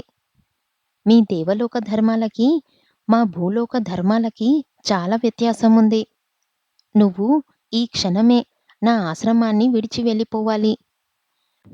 నీ వేదనైన కోరికని ఆశించి ఇదంతా చేస్తున్న పక్షంలో నీ కోరికేమిటో సెలవియ్యి. నాకు చేతనైతే తప్పకుండా చేస్తాను. కానీ నువ్వు మాత్రం ఇక్కడ ఉండడానికి వీల్లేదు. అతని మాటలకి పద్మావతి కొద్దిగా నొచ్చుకుంది. అతను ఆమె వైపే చూస్తున్నాడు. ఆమె ఏమీ మాట్లాడలేక తల వంచుకునే ఉంది. ఒక్క నిమిషమయ్యాక, ఓ పద్మావతి ముఖి, నేను నీ సమాధానం కోసం చూస్తున్నాను. ఏమాశించి నువ్వు నాకు సపర్యాలు చేస్తున్నావు? అతను చిరునవ్వుతోనే స్పష్టంగా అడిగాడు. కొంత మౌనం తర్వాత ఆమె చిన్నగా చెప్పడం మొదలుపెట్టింది. మహానుభావా! నన్ను పద్మావతి అంటారు. నేను ఈ సపర్యాలు ఏదో ఆశించి చేయడం లేదు. ఇది నా ధర్మంగా భావించి చేస్తున్నాను. ధర్మమా? ఏ ధర్మం ప్రకారం చేస్తున్నావు? అడిగాడు ఆశ్చర్యంగా. ఆమె ఇంకా తల వంచుకునే ఉంది. తర్వాత నెమ్మదిగా కొన్ని రోజుల క్రితం దేవశర్మ అనే బ్రాహ్మణ దంపతులు మీ వద్దకు వచ్చారు. గుర్తుందా? అన్నాడు తల ఊపుతూ. నేను వారి పుత్రికను. నేను శ్రీజగన్నాథుని వరపుత్రికనట. నన్ను జగన్నాథుకే సమర్పించాలని మా తల్లిదండ్రులు నిర్ణయించుకున్నారు. అయితే ఆ స్వామి మా తండ్రిగారి కలలో కనిపించి ఈ పద్మావతి జయదేవునికి భార్య కాగలదు అని సెలవిచ్చారు. అందుకే వారు మీ వద్దకు వచ్చి నన్ను స్వీకరించమని ఎంతగా ప్రార్థించినా మీరు కనికరించలేదు. అప్పుడు మా తండ్రి జగన్నాథుని ఆజ్ఞని మీరెళ్ళాక నన్ను పిలిచి, పద్మావతి, నువ్వు జయదేవుడు నిన్ను పరిణామయ్యేటప్పటికీ నువ్వు అతని ఇల్లాలివే. ఇది ఆ భగవంతుని ఆజ్ఞ. నిన్ను తిరిగి ఇంటికి తీసుకువెళ్ళడానికి నాకు ఎటువంటి అధికారము లేదు. ఆ దేవుని మీద భారం వేసి నిన్ను ఇక్కడే వదిలి వెళ్తున్నాము. జాగ్రత్తగా ఉండు. ఆ దేవుడే నీకు సర్వరక్షకుడుగా ఉండగలడు అని తెలిపారు. అప్పుడు మా తల్లి కంటనీరు పెట్టుకొని, స్వామీ, యువనవతిని, చిన్నదానిని, ఏ ఆధారము లేకుండా ఇలా అడవిలో ఎలా వదిలిపెట్టగలము? రక్షణ లేకుండా ఎలా ఉంటుంది? వద్దు, మన కూడా తీసుకెళ్దాము. వద్దు దేవి, స్వామి ముందే తెలిపాడు. జయదేవుడు స్వీకరించడు. అయినా అతనికి అప్పగించమని. కాబట్టి పద్మావతిని ఇక్కడే వదిలివేస్తున్నాను. తన మీద మనకు ఎటువంటి అధికారము లేదు. ఆ మాటలు విన్న తల్లి కన్నీరతో అలానే ఉండిపోయింది. వచ్చిన బంధువులు కూడా ఏమీ మాట్లాడలేకపోయారు. ఆ తర్వాత వాళ్ళు నన్ను ఇక్కడే ఈ ఆశ్రమంలోనే వదిలి వెళ్ళిపోయారు. నాకు ఏం చెయ్యాలో పాలుపోలేదు. ఆ క్షణంలోనే మిమ్మల్ని త్రికారణ శుద్ధిగా నా ప్రాణనాథునిగా స్వీకరించాను. అందుకే సపర్యాలు చేస్తున్నాను. నేను మీ నుంచి ఏమీ ఆశించడం లేదు. కేవలం నా సేవలు స్వీకరించండి చాలు. ఎందుకంటే ఈ ప్రపంచం ఎంత విశాలమైనా నాకు మాత్రం ఇరుకుగానే ఉంది. ఎక్కడా తావులేదు. ఆ మాటలు వినగానే జయదేవుడు ఆశ్చర్యపోయాడు. ఏంటి ఈ స్త్రీల తత్వం? భర్త అన్న 2 అక్షరాలకి ఎంతలా కట్టుబడి ఉంటారు? ఈమెని నేను పరిణయమాడలేదు. అయినప్పటికీ నన్ను భర్తగా నిర్ణయించిన తన తల్లిదండ్రుల మాటికి కట్టుబడి ఈ అడవిలో ఒంటరిగా భయం అన్నది లేకుండా ఇంత సేవ చేస్తున్నది. ఈమెను నేను కాదన్నప్పటికీ బాధపడటం లేదు. నా సుఖం మాత్రమునే కోరుకుంటున్నది. ఎంతటి మానసిక స్థైర్యం! ఆహా! స్త్రీలు ఎంతటి పవిత్రమూర్తులు! నిజానికి పురుషుడు ప్రతిక్షణం స్త్రీల మీదే ఆధారపడి ఉంటాడు. ఆమె లేని జీవితం నిరర్థకం. స్త్రీ తల్లి రూపంలో జన్మనిస్తుంది. తోబుట్టువు రూపంలో మమతలు పంచుతుంది. భార్య రూపంలో జీవితాన్ని సార్థక చేస్తుంది. అసలు భార్య లేకుండా ఏ దానము, యజ్ఞము, అస్సలు ఏ కార్యము చెయ్యడానికి కూడా పురుషులకి అధికారము లేదు. అర్హత లేదు. అయినప్పటికీ స్త్రీలు ఏమాత్రం గర్వితులు కాకుండా పురుషుల సేవలోనే పరమార్థము వెతుక్కుంటారు. అలాంటి స్త్రీమూర్తికి పాదాభివందనాలు అని అనుకుంటూ మనసులోనే తన గౌరవాన్ని తెలుపుకున్నాడు.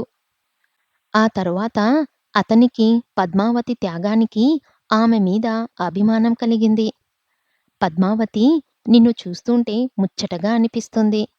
నా మీద నీకున్న నమ్మకానికి నీ మీద నాకు గౌరవం కలిగింది. నువ్వు నన్ను భర్తగా భావించినప్పుడు నేను నిన్ను భార్యగా స్వీకరించాలి కదా! ఇక్కడి ఆశ్రమాసులు సమక్షంలో మనం వివాహం చేసుకుందాం. మా తల్లిదండ్రుల కోరిక కూడా నెరవేరుతుంది. ఇది పద్మావతి ఎంతమాత్రం ఊహించినది. ఆమె జయదేవుడు కాదంటే ఏం చెయ్యాలా అని ఆలోచిస్తుంది. శ్రీకృష్ణుని మీదే భారం మోపి తల వంచుకొని నిల్చుకునే ఉంది. ఇప్పుడు జయదేవుడు వివాహ ప్రసక్తి తీసుకువచ్చేసరికి ఆమె సంతోషానికి అవధులు లేకపోయాయి. కృతజ్ఞతలతో అప్రయత్నంగానే తన 2 చేతులు ఒకటయ్యాయి. జయదేవుడు చిరునవ్వుతో ఆమెని చూస్తున్నాడు. ఆ రోజు ఆమె స్వయంగా అతనికి వడ్డన చేసింది. తరువాత ఆమె జయదేవుణ్ణి అనుమతితో తిరిగి తనకి ఆశ్రమమిచ్చిన వారికి కలుసుకొని జయదేవుడు తనని స్వీకరించిన విషయం తెలిపింది. వారు కూడా సంతోషించారు. వారు ఆమెని పుత్రికలాగా భావించి ఒక సుముహూర్తాన జయదేవునికి కన్యాదానం చేశారు. జయదేవుడు యథావిధంగా తన ధ్యానంలోనూ, తపస్సులోనూ మునిగి ఉండేవాడు. అతను ప్రతిరోజు కృష్ణుని విగ్రహానికి అభిషేకం చేసేవాడు. అది నిత్యకృత్యం. పద్మావతి ఇంటి పనుల్లో మునిగి ఉండేది. ఒకరోజు పద్మావతి జయదేవుని పూజ మందిరాన్ని సిద్ధపరుస్తుంది. ఆమె పని ఇంకా పూర్తి కాకుండానే జయదేవుడు కృష్ణుని విగ్రహానికి అభిషేకం మొదలుపెట్టాడు.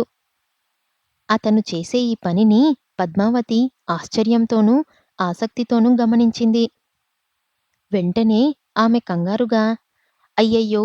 మీరు అంతలా అభిషేకం చేసేస్తే పాపాయి ఉక్కిరిబిక్కిరి అయిపోవుడా? జాగ్రత్తగా పొయ్యండి అని సలహా ఇచ్చింది. జయదేవునికి అయోమయంగా అనిపించింది. అతనికింతవరకు అలాంటి ఆలోచన రాలేదు. ఎవ్వరు కూడా అతను చేసే ఈ పనికి ఎప్పుడూ అభ్యంతరం పెట్టలేదు. మరి ఇప్పుడు ఈ పద్మావతి ఏంటి జాగ్రత్తలు చెబుతుంది అని అనుకున్నాడు. అంటే ఏంటి నీ ఉద్దేశం? నేను శాస్త్రోక్తంగా ఎలా చెయ్యాలో అలానే చేస్తున్నాను. ఇప్పటివరకు ఎవ్వరికీ ఆక్షేపణ కానిది నీకు ఎందుకనిపించింది? ఆక్షేపణ కాదు ప్రభూ! మీరు పోసే ఆ పంచామృత అభిషేకం మంచిదే. కానీ జాగ్రత్తగా పొయ్యకపోతే ఊపిరి పీల్చుకోవడం కష్టమవ్వదూ? పురుషోత్తముడు, జగన్నాథుడు, సర్వనియంత భగవంతుడైన వానికి కష్టమా? నీ భావమేమిటో నాకర్థం కావడం లేదు. ప్రభూ! మీకు కృష్ణుడు దేవుడు కావచ్చు. అది విగ్రహం కావచ్చు. కానీ నాకు అందులో చిన్ని కృష్ణుడు కనిపిస్తున్నాడు. మీరు నీరు పోస్తూ ఉంటే ఉక్కిరిబిక్కిరి అయ్యి తన చిట్టి చిట్టి చేతులతో నీళ్లను తోసేస్తూ అవస్థపడుతున్న ఒక బాలుడు కనిపిస్తున్నాడు. ఊపిరి అందక కళ్ళు విప్పర్చి శ్వాస బలంగా తీసుకుంటున్న శిశువు కనిపిస్తున్నాడు. అందుకే అలా అన్నాను. క్షమించండి. ఆ మాటలు జయదేవుని మీద ప్రభావం చూపించాయి. ఆనాటి నుండి అతని దృక్పథం మారిపోయింది. ఇప్పుడు అతని చేతిలోని విగ్రహం ముద్దులు మూటాడుకడుతున్న చిన్న పాపాయిలాగా కనిపించింది. అతనికి ఒక్కసారిగా ఆ పాపాయి మీద ప్రేమ పొంగింది. గుండెలకి హత్తుకున్నాడు ప్రేమగా. ఒళ్ళు పులకరించింది. కళ్ళు మూతలు పడ్డాయి. అప్పుడు పద్మావతి, శిశువు నట్టింట్లో ఆడుతూ ఉంటే ఎంత బాగుంటుంది కదా! అవును అన్నాడు అదే పరవశ్యంతో. తర్వాత కనులు తెరిచిన అతనికి పద్మావతి శృంగార దేవతలాగా కనిపించింది. అప్పుడు అతనికి సృష్టి ఎంతటి పవిత్రమైన కార్యక్రమమో అర్థమైంది. శృంగారమే లేకపోతే సృష్టి లేదు. అది ఒక పవిత్రమైన, ధర్మబద్ధమైన, ప్రాణులు తప్పక ఆచరించవలసిన ఒక పుణ్యకార్యం. దానిమీద స్త్రీ పురుషులిద్దరికీ కూడా బాధ్యత ఉంది. వెంటనే అతనికి రాధాకృష్ణుల ప్రేమవేషపు ఘటనలు మదిలో మెదిలి అప్పటికప్పుడు ఒక గేయం ఆలపించాడు. జయదేవుని కంఠస్వరం అద్భుతంగా ఉంటుంది. ఆయన పాడుతూ ఉంటే అక్కడి ప్రకృతి పులకరించిపోయింది. అతను పరవశంతో తనకి తాను మరిచిపోయి పాడిన పాట అక్కడి ఆశ్రమవాసులను హృదయాలని తాకింది. వారు వెంటనే జయదేవుణ్ణి ఆశ్రమం వైపు అడుగులు వేశారు. అడవి మృగాల మైమరిచిపోయాయి. పద్మావతి కాలి అందే అప్రయత్నంగానే మ్రోగింది. ఆమె తనకు తెలియకుండానే నాట్యం చేసింది. ఆ నాట్యంలో ఆమె రాధగా మారిపోయింది. జయదేవుడే శ్రీకృష్ణుడైపోయాడు.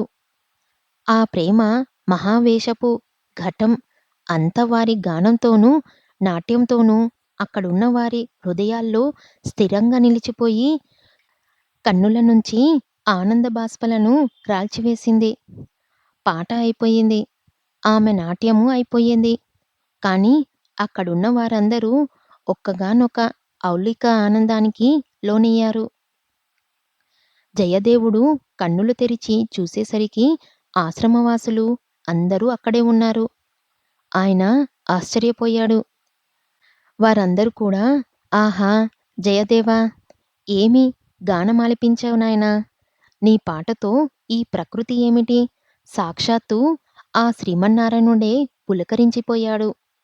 నీ గాయానికి తగ్గట్టుగా పద్మావతి నాట్యం కూడా తోడై మమ్మల్ని అందర్నీ ఏవేవో లోకాలకి తీసుకెళ్ళింది. ధన్యవాదములు నాయనా! వారి ప్రశంసలతో ఇద్దరికీ చాలా సంతోషమేసింది. అందరూ వెళ్ళిపోయిన తర్వాత పద్మావతి, "నీకు నాట్యం తెలుసా?" ఆమె తల ఊపింది తెలుసునట్లుగా.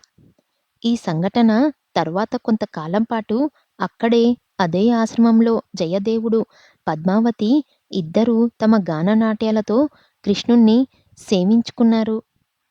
అలాగే వారి దాంపత్య జీవితం కూడా ప్రణయశృతి చేసుకుంది. గానమై ఆలపించింది. మయూరమై నాట్యమాడింది. కావ్యమై శృంగారాన్ని పండించింది. కానీ కొంతకాలం గడిచాక జయదేవునికి ఎందుకో ఇంకా ఆ అడవిలో ఉండబుద్ధి కాలేదు. తను ఇప్పుడు గృహస్థుడు. గృహస్థాశ్రమం స్వీకరించాలి. ఇలా ఆలోచించక అతను ఒకరోజు పద్మావతితో, "పద్మా, నాకెందుకో ఇంకా ఇక్కడ ఉండబుద్ధి కావడం లేదు. మనం ఎక్కడికైనా వెళ్ళి తలదాచుకుంటే మంచిది అనిపిస్తుంది." "ఎక్కడికి వెళ్ళగలము? మనకి ఎవరున్నారని వెళ్తాము? ఇక్కడ హాయిగా ప్రశాంతంగా గడిచిపోతుంది కదా ప్రభూ." "అవుననుకో. మన ఈ ఆటపాటల వలన మిగతా వారికి తపోభంగం కావడం నాకిష్టం లేదు.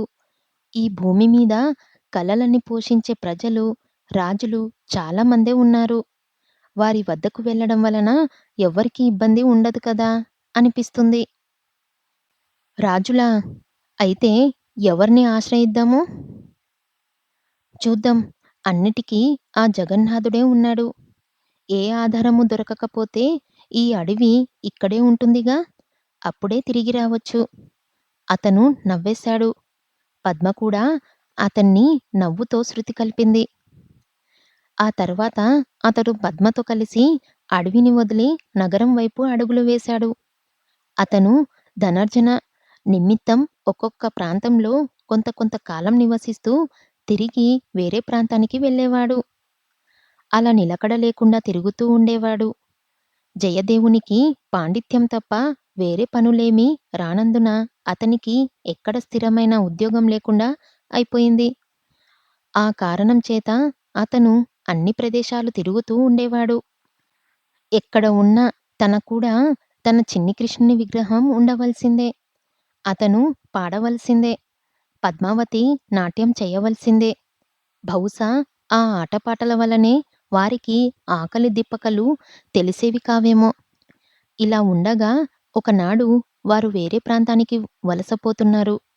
అలాంటి సమయంలో వారికి దారిలో దొంగలు ఎదురయ్యారు. వారిద్దరినీ ఆటకాయించి నగలు, ధనం మూటగట్టి ఇమ్మన్నారు. వారి వద్ద ఏముంది కనుక?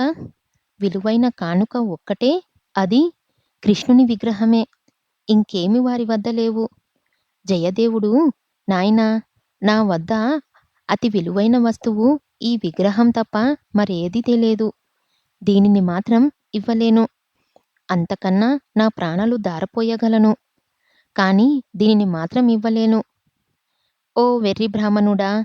మాకు నీ ప్రాణాలు విలువలేని ఈ బొమ్మ అవసరం లేదు. నగలు, నాణ్యాలు, ధనం కావాలి. త్వరగా అవి అన్నీ మూటకట్టి వెళ్ళిపో" కఠినంగా అన్నారు. వెంటనే పద్మావతి తన వంటిపైన ఉన్న 2 జతల గాజులిచ్చి, "అన్నల్లారా, ఇవి తప్ప మా వద్దేమీ ఇంకా లేవు. దయచేసి మమ్మల్ని విడిచిపెట్టండి" అని దీనంగా అడిగింది. దొంగలు అవి తీసుకొని, "ఓ బ్రాహ్మణుడా, నిర్ధనుడవైన నీవు మాకెందుకు ఎదురు వచ్చావు? నీ వద్ద ఏదో ఉంది అని ఆశపడిన మమ్మల్ని నిరాశపరిచావు. అందుకు నీకు తగిన దండన విధించవలసిందే" అని అంటూనే జయదేవుణ్ణి హింసించి అతని కాళ్ళు విరిచేశారు. జయదేవుడు బాధతో విలవిలలాడాడు. "హే జగన్నాథ, రాధలోలా, ఈ బాధ భరించలేకపోతున్నాను కృష్ణా, పాహిమాం" అని గట్టిగట్టిగా మొరపెట్టుకున్నాడు. జయదేవుణ్ణి కన్నీరు, బాధ కర్కశులైన ఆ దొంగలు హృదయాలని ఏమాత్రం కరిగించలేదు. వారు అతనిని ఇంకా హింసించడానికి పూనుకున్నారు. జయదేవుని పరిస్థితి ఏమైందో రేపటి భాగంలో విందాం. అంతవరకు సెలవు. జయదేవుడు పద్మావతితో కలిసి రాజాశ్రయం కోసం బయలుదేరాడు. జయదేవుణ్ణి కాళ్ళు దొంగలు విరవడమే కాకుండా ఇంకా అతనిని హింసించడానికి పూనుకున్నారు. అది చూసి పద్మావతి పెద్ద పెద్దగా కేకలు వేసింది. అదే సమయంలో మహారాజు వస్తున్నట్లుగా జయ జయ ధ్వానాలు వినిపించాయి. ఊహించని ఆ గోలకి దొంగలు కొంచెం కలవరపడ్డారు. వెంటనే "బ్రతికిపోయావు బాపనయ్యా! ఈరోజు నీకు బావుంది. నీ ఆయువు గట్టిదే" అని అంటూనే పారిపోయారు. పద్మావతి "రక్షించండి, రక్షించండి" అంటూ పెద్దగా ఏడుస్తూ కేకలు వేయడం మొదలుపెట్టింది. జయదేవుడు కూడా బాధతో విలవిలాలాడుతున్నాడు. వీరిద్దరి కేకలు వేటకని వచ్చిన ఒక మహారాజు పరివారానికి వినిపించాయి. వారు వెంటనే "మహారాజా, ఇక్కడ ఎవరో ఆపదలో ఉన్నట్టు తోస్తున్నది. రక్షించమని కేకలు వేస్తున్నారు" అని విన్నవించారు. "అలాగా, వెంటనే చూడండి. ఎవరికి ఏ ఆపద వచ్చిందో తక్షణమే రక్షించండి" మహారాజు ఆజ్ఞ అయ్యింది.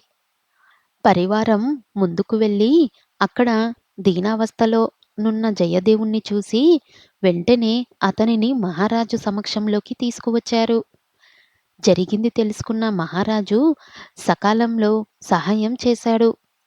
అదృష్టవశాత్తు ఆ సమయంలో అక్కడ వైద్యులు కూడా ఉండడంతో వెంటనే జయదేవునికి చికిత్స జరిగింది. మహారాజు పరివారం దొంగల కోసం నలుమూలలు వెతకడానికి వెళ్లారు. బయలుదేరారు కానీ జయదేవుడు వారించాడు. "ఇప్పుడు ఆ దొంగలని శిక్షించడమెందుకు?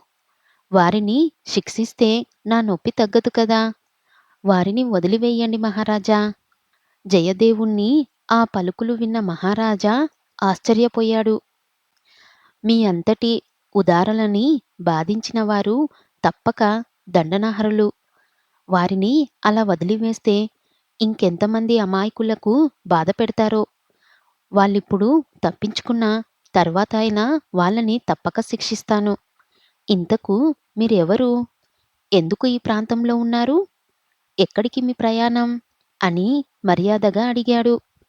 జయదేవుడు తన గురించి చెప్పాడు. అతడు కవి అని తెలిసిన వెంటనే "మహానుభావా, ప్రస్తుతం మీరు మా కొలువుకి రండి. మీ కాలు నయమైన తర్వాత ఏం చెయ్యాలో ఆలోచిద్దాము" అంతకన్నా జయదేవునికి కూడా వేరే మార్గం లేదు. అతను ఒప్పుకున్నాడు. జయదేవుడు, పద్మావతి ఆ మహారాజు వెంట వెళ్లారు. ఆ మహారాజు లక్షణసేనుడు, వంగరాజ్యానికి అధిపతి. జయదేవుణ్ణి రూపురేఖలని, పాండిత్యానికి, భక్తికి ముచ్చటపడిన రాజుకి అతనితో త్వరలోనే స్నేహం కుదిరింది. అది రోజురోజుకి ఎక్కువై వారిద్దరికీ ప్రాణస్నేహంగా మారింది. అలాగే పద్మావతికి అక్కడి మహారాణికి స్నేహం కుదిరింది. జయదేవుడు సంపూర్ణ ఆరోగ్యవంతుడయ్యాడు. బాగా నడవగలుగుతున్నాడు. అయినా రాజుగారితో తనకున్న స్నేహం వలన ఆయన అక్కడే ఉండిపోయాడు. మహారాజు కూడా జయదేవుణ్ణి మిత్రుత్వానికి రోజురోజుకి బానిసైపోయాడు. జయదేవుణ్ణి చూడకుండా, ఆయన పాట వినకుండా ఒక్కరోజు కూడా ఉండలేకపోయేవాడు. ఇంకా జయదేవుడు వంగరాజ్యంలో స్థిరపడ్డాడు. ఆయన అక్కడే గీతగోవిందం రాశాడు.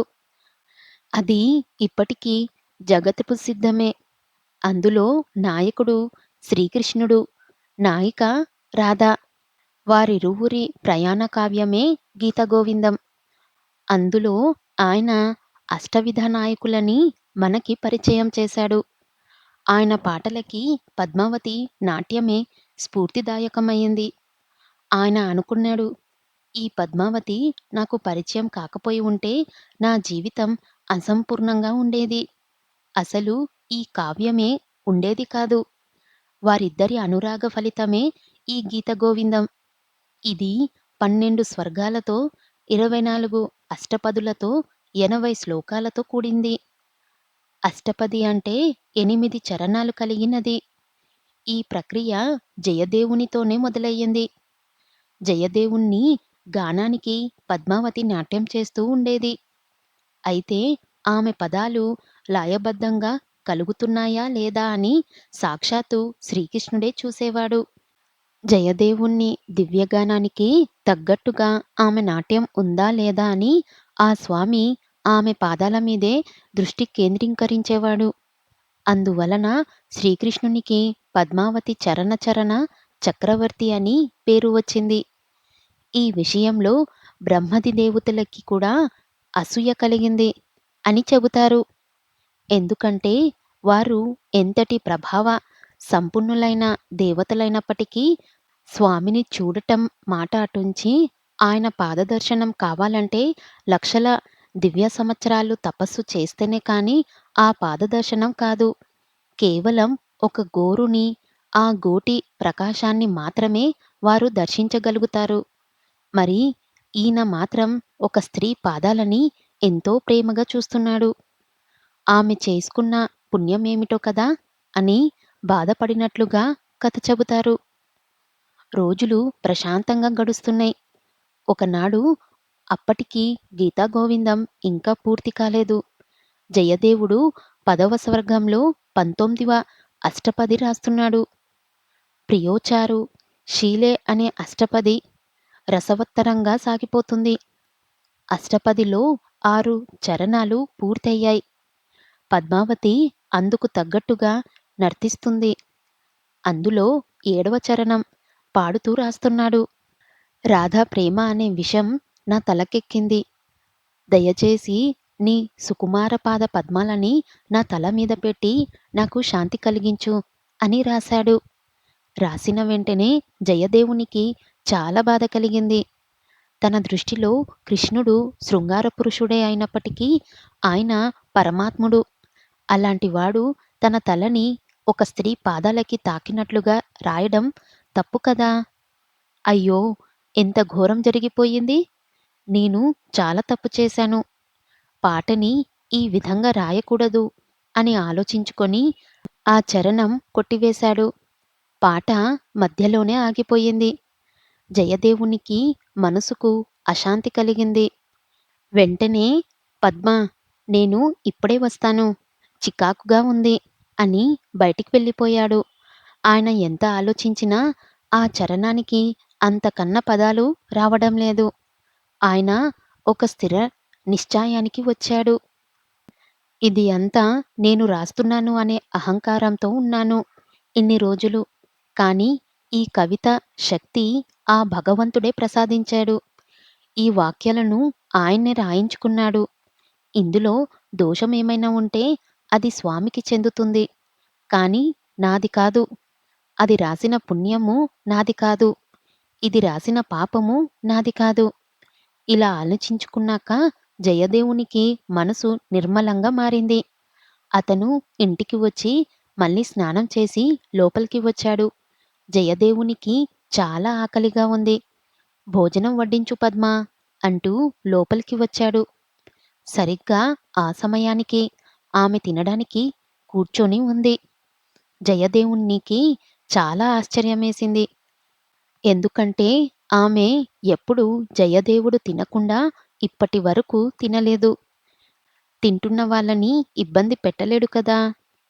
పద్మా! నువ్వు తిన్న వెంటనే నాకు కూడా వడ్డించు అన్నాడు. అదేంటి స్వామీ! మీరు ఇప్పుడే కదా తిన్నారు. మళ్ళీ అడుగుతున్నారేంటి? నేను తినడమేమిటి? ఇప్పుడే కదా ఇంటికి వస్తున్నాను. ఇప్పుడు రావడమేంటి? ఇందాకే వచ్చారు కదా! నేనే కదా మీ తలకి నూనె రాశాను. అప్పుడే మీరు రాయడానికి గ్రంథం తీసుకున్నారు. వాటి మీద 2 నూనె చుక్కలు కూడా పడ్డాయి కదా! అది రాసిన తర్వాత నేనే మీకు వడ్డించాను. మీరు తిన్నారు. ఎప్పుడైనా మీరు తినకుండా నేను తిన్నానా? ఆమె చిరుకోపంగా అడిగింది. నేను రాశానా? ఏం రాశాను? జయదేవుడు అయోమయంగా అడిగాడు. జయదేవుని ప్రశ్నకి పద్మావతికి కూడా అయోమయంగా అనిపించింది. ఏం రాయడమేంటి? మీరు కొట్టివేసిన పదాలు నిజమా? నేను ఇప్పటి వరకు ఇక్కడికే రాలేదు. మరి నేను రాయడమేంటి? చూపించు ఏం రాశానో? కంచె ముందు నుంచి లేవకూడదు అన్న విషయం తెలియదని కాదు పద్మావతి. కానీ భర్త చూపించమనడం తనకి కూడా ఆత్రంగా ఉండడంతో వెంటనే లేచి చేయి కడుక్కొని జయదేవుడు రాసిన తాళపత్రాలు, తాటకులు అప్పట్లో అన్నీ తాటి ఆకుల మీదే రాసేవారు. తీసుకువచ్చింది. తర్వాత ఆమె ఆ ఆకులు చూపిస్తూ, ఇదిగో ఇక్కడ 2 నూనె మరకలు నేను మీ తలకి రాస్తున్నప్పుడు పడ్డాయి. చూడండి అని చూపించింది. జయదేవుడు ఆత్రంగా ఆ ఆకులని చూశాడు. చాలా ఆశ్చర్యంగా అతను ఏవైతే కొట్టివేశాడో ఆ పదాలే మళ్ళీ రాయబడి ఉన్నాయి. ఎంతో పొందికగా, అందంగా. అయితే అవి తను రాయలేదు. మరి ఎవరు రాసినట్లు? తన రూపంలో ఎవరు వచ్చి ఉంటారు? ఆ వచ్చిన వాళ్ళకి తన మనసులో రేగిన సంఘర్షణ ఎలా తెలిసి ఉండొచ్చు? ఇలా ఆలోచించక జయదేవునికి ఆ వచ్చినది ఎవరో అర్థమైంది. పద్మా, నువ్వు నిజంగా చాలా అదృష్టవంతురాలివి. నా రూపంలో వచ్చి నీ చేత అన్నం స్వీకరించిన వారు మరెవరో కాదు. సాక్షాత్తు ఆ జగన్నాథుడే, ఆ గోవిందుడే. నేడు ఎంతో సుదినం. ఈ తాళపత్రాల మీద నేను నిజంగా ఏమి రాయలేదు. ఇది స్వయంగా ఆ స్వయం ప్రకాశుడైన శ్రీకృష్ణుడే రాశాడు.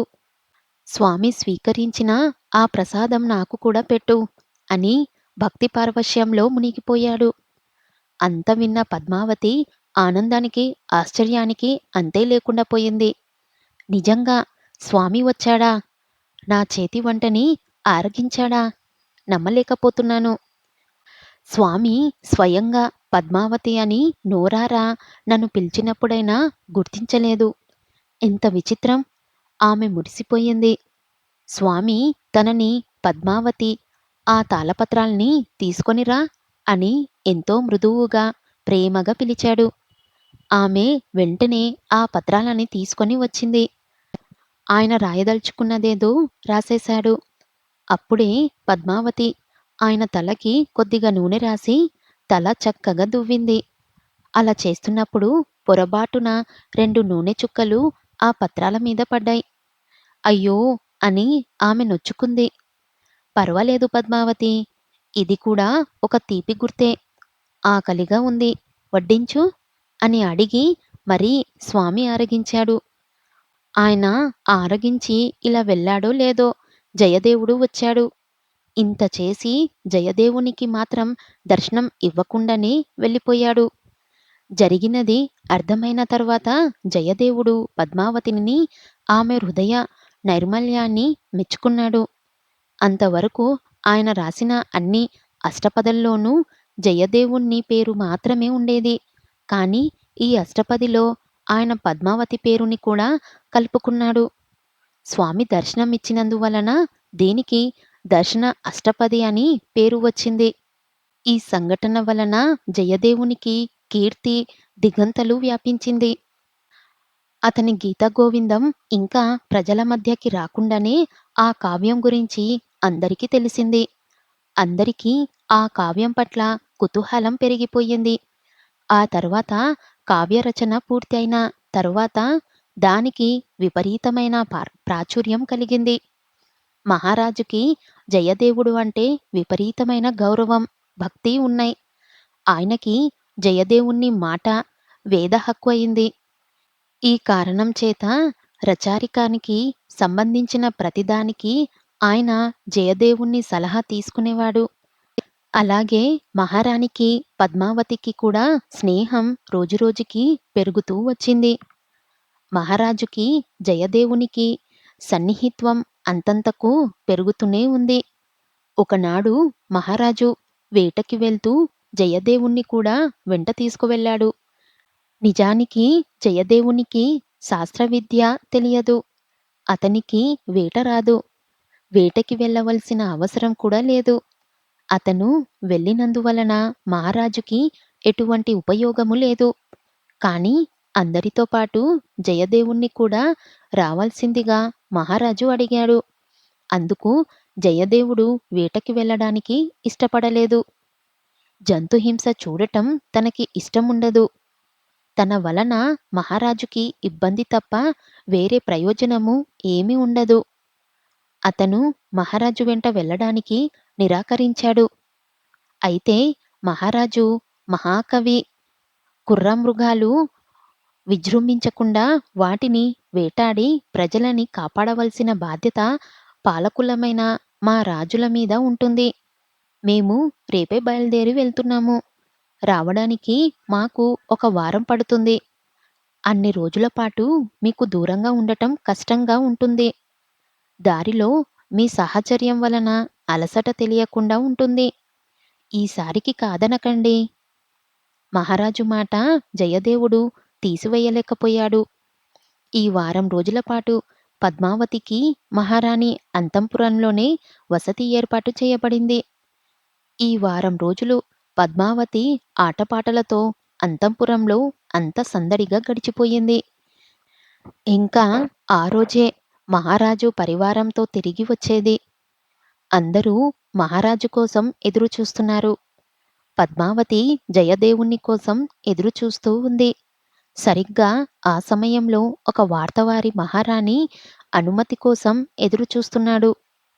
అతనికి లోపలికి రావడానికి అనుమతి లభించింది.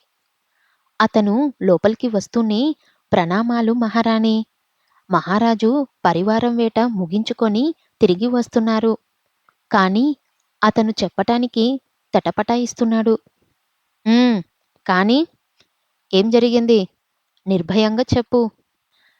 మహారాణి ఆజ్ఞాపించింది. వేటాడే సమయంలో ఘోర ప్రమాదం జరిగింది. అనుకోని పరిస్థితుల్లో జయదేవుల వారు పులివాతపడి హఠాత్మరణం పొందారు. పద్మావతి దేవి గారికి ధైర్యం చెప్పమని మహారాజు గారు మీకు చెప్పమన్నారు. ఆ మాటలు వింటూనే పద్మావతి స్వామీ అంటూ కుప్పకూలిపోయింది. మహారాణికి తక్కిన పరివారానికి కంగారుగా అనిపించింది. వెంటనే పరివారం ఆమెకి అన్ని రకాల శ్రైతోపచారాలు చేశారు. ఎన్ని రకాలుగా ఉపచారాలు చేసినా ఆమెలో చలనం లేదు. చివరికి రాజ్యవేద్యులకి పిలిపించారు. వారు పరీక్షించి పద్మావతి చనిపోయినట్లు నిర్ధారించారు.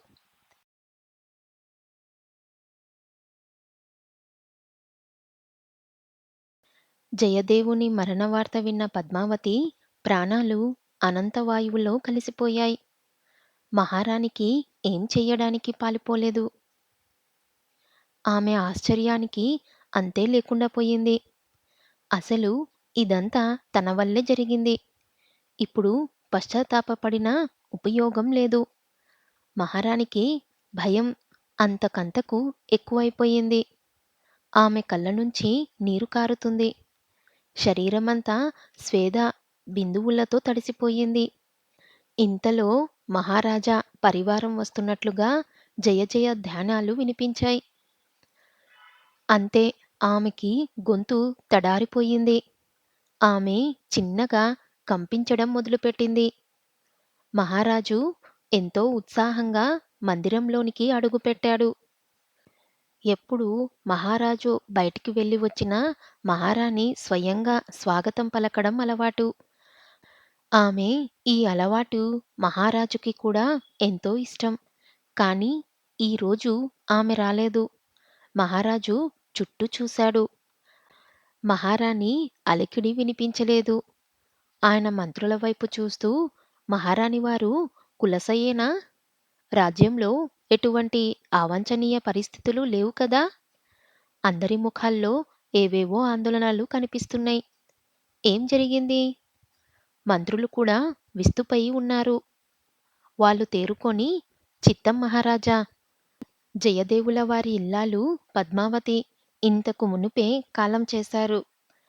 ఆ మాట వింటూనే మహారాజు విస్తుపోయాడు. "అయ్యో! ఇంతలోనే ఏమయ్యింది? పాపం చిన్నపిల్ల. ఎంతో ఆరోగ్యంగా ఉన్న ఆమెకి అప్పుడే ఆయువు ఎలా తీరింది?" అంటూ పక్కనే ఉన్న జయదేవుని వైపు చూశాడు. జయదేవుడు నిశ్చుడై నిలబడి ఉన్నాడు. అతని అంతరాత్మ ఇదంతా అబద్ధం, నిన్ను విడిచి పద్మావతి ఎక్కడికి వెళ్తుంది అని ప్రశ్నిస్తుంది. మహారాజా, మహాకవి, నిజాలు విచారిద్దాము పదండి అంటూ జయదేవుణ్ణి చేతిని పట్టుకొని మహారాణి మందిరానికి వెళ్ళాడు. మహారాజుని జయదేవుణ్ణి చూడగానే మహారాణి ముఖంలో కత్తివేటుకి నెత్తురు చుక్క లేకుండా పోయింది. మహారాజు, జయదేవుడు ఇద్దరూ ఆత్రంగా చూస్తున్నారు. అక్కడ వాళ్ళిద్దరికీ జీవం లేని పద్మావతి కనిపించింది. ఆమె అక్కడ ప్రశాంతంగా నిద్రపోతున్నట్లుగా ఉంది తప్పితే ప్రాణం పోయినట్లు లేదు. పక్కనే రాజవైద్యులు కూడా ఉన్నారు. మహారాజు వారిని చూస్తూనే ఏమైంది? పద్మావతి ఎందుకలా పడి ఉంది? మహారాజా, ఆమె గుండె ఆగిపోయింది. ఆమె ఇక వారు జయదేవుడు అక్కడే ఉండడం మూలన కావచ్చు. చెప్పలేకపోయారు. తల చిన్నగా అడ్డంగా ఊపారు. జయదేవునికి కన్నీరు కూడా రావడం లేదు. ఇది ఎలా సంభవం? పద్మావతికి పూర్వం జయదేవుడు వేరు. పద్మావతి తన జీవితంలోకి ప్రవేశించిన తరువాత జయదేవుడు వేరు. ఇప్పుడు తను ఆమె లేకుండా జీవించడం అన్నది అసాధ్యం. ఆమె ఒక ప్రేమతత్వం. ఆ ప్రేమ లేని తన జీవితం నిరర్థకం. అయితే అసలేం జరిగింది? మహారాజు రాణివైపు తిరిగి అన్నాడు. దేవి, ఆమెకి ఏమైనా సుస్థి చేసిందా? అనారోగ్యం కారణంగా ఆమె గుండె ఆగిపోయిందా? అయ్యో!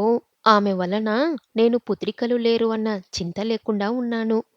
ఏ కారణం వలన ఆమెకిలాంటి ఆపద కలిగిందో నన్ను క్షమించండి మహారాజా. పద్మావతికి ఏ సుస్థి కలగలేదు. ఆమె ఆరోగ్యంగానే ఉంది. పరిపూర్ణంగా. అయితే హ్మ్. అయితే జయదేవుల వారు మరణించారని నేనే అబద్ధపు వార్త తెలిపాను. ఆ వార్త వింటూనే ఆమె ప్రాణాలను కోల్పోయింది. ఆమె ఆగి ఆగి నెమ్మదిగా పట్టి పట్టి చెప్పింది. ఆమె తన తప్పును మనస్ఫూర్తిగా ఒప్పుకుంది. నిజానికి ఆమె ఊహించలేదు పద్మావతి మరణిస్తుందని. అలా ఊహించి ఉంటే ఆమె అలా చెప్పి ఉండేది కాదు. ఆమె చేసిన తప్పు చెప్పింది కానీ ఎందుకు తప్పు చేసిందో మాత్రం చెప్పలేకపోయింది. మహారాజుకి రాణి చేసిన తప్పుకి ఆగ్రహం కట్టలు తెంచుకువచ్చింది. ఏంటిది దేవి? ఎవరైనా వినోదానికైనా ఇలాంటివి చెబుతారా? మీరు దండనార్హులు.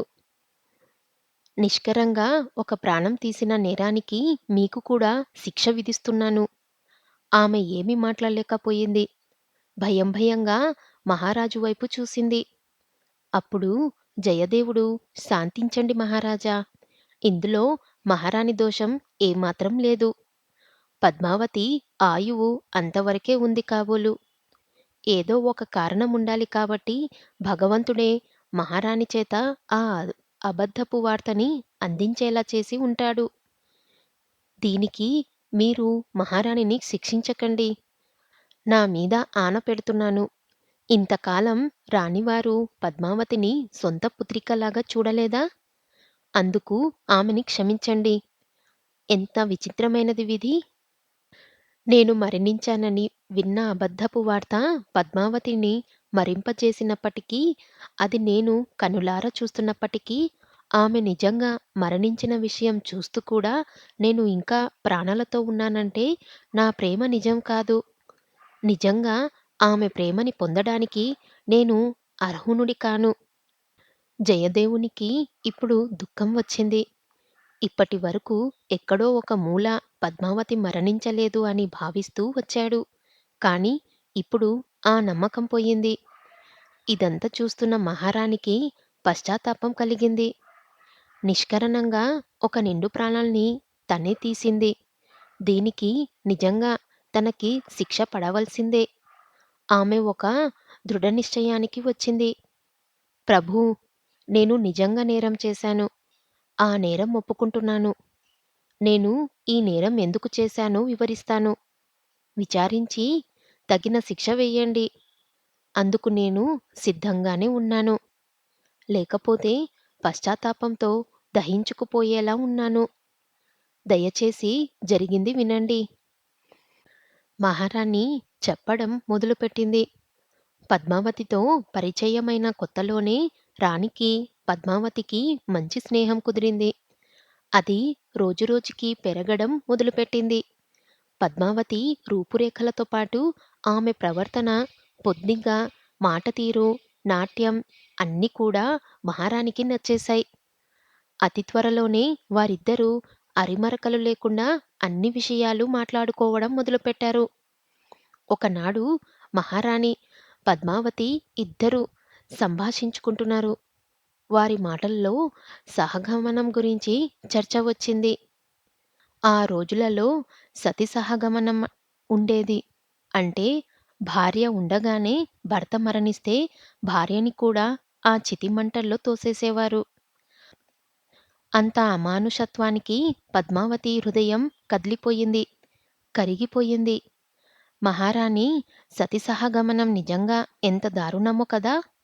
అది నిజంగా రాక్షసత్వం అని అనిపిస్తుంది నాకు. ఏ నేరము చెయ్యని స్త్రీలకెందుకు ఆ శిక్ష? మీరు మహారాజుతో చెప్పి ఆ శిక్షని రద్దు చెయ్యడానికి ప్రయత్నించవచ్చు కదా! అంది. అనాదిగా వస్తున్న ఆచారం ఇది. రద్దు ఎలా చేస్తాం? అంది మహారాణి ఆశ్చర్యంగా. అనాదిగా వస్తున్న ఆచారమా? లేదే. రామాయణంలో కౌసల్య తదితరులు, భారతంలో సత్యవతి, కుంతి వీళ్ళేమీ సహగమనం చెయ్యలేదే.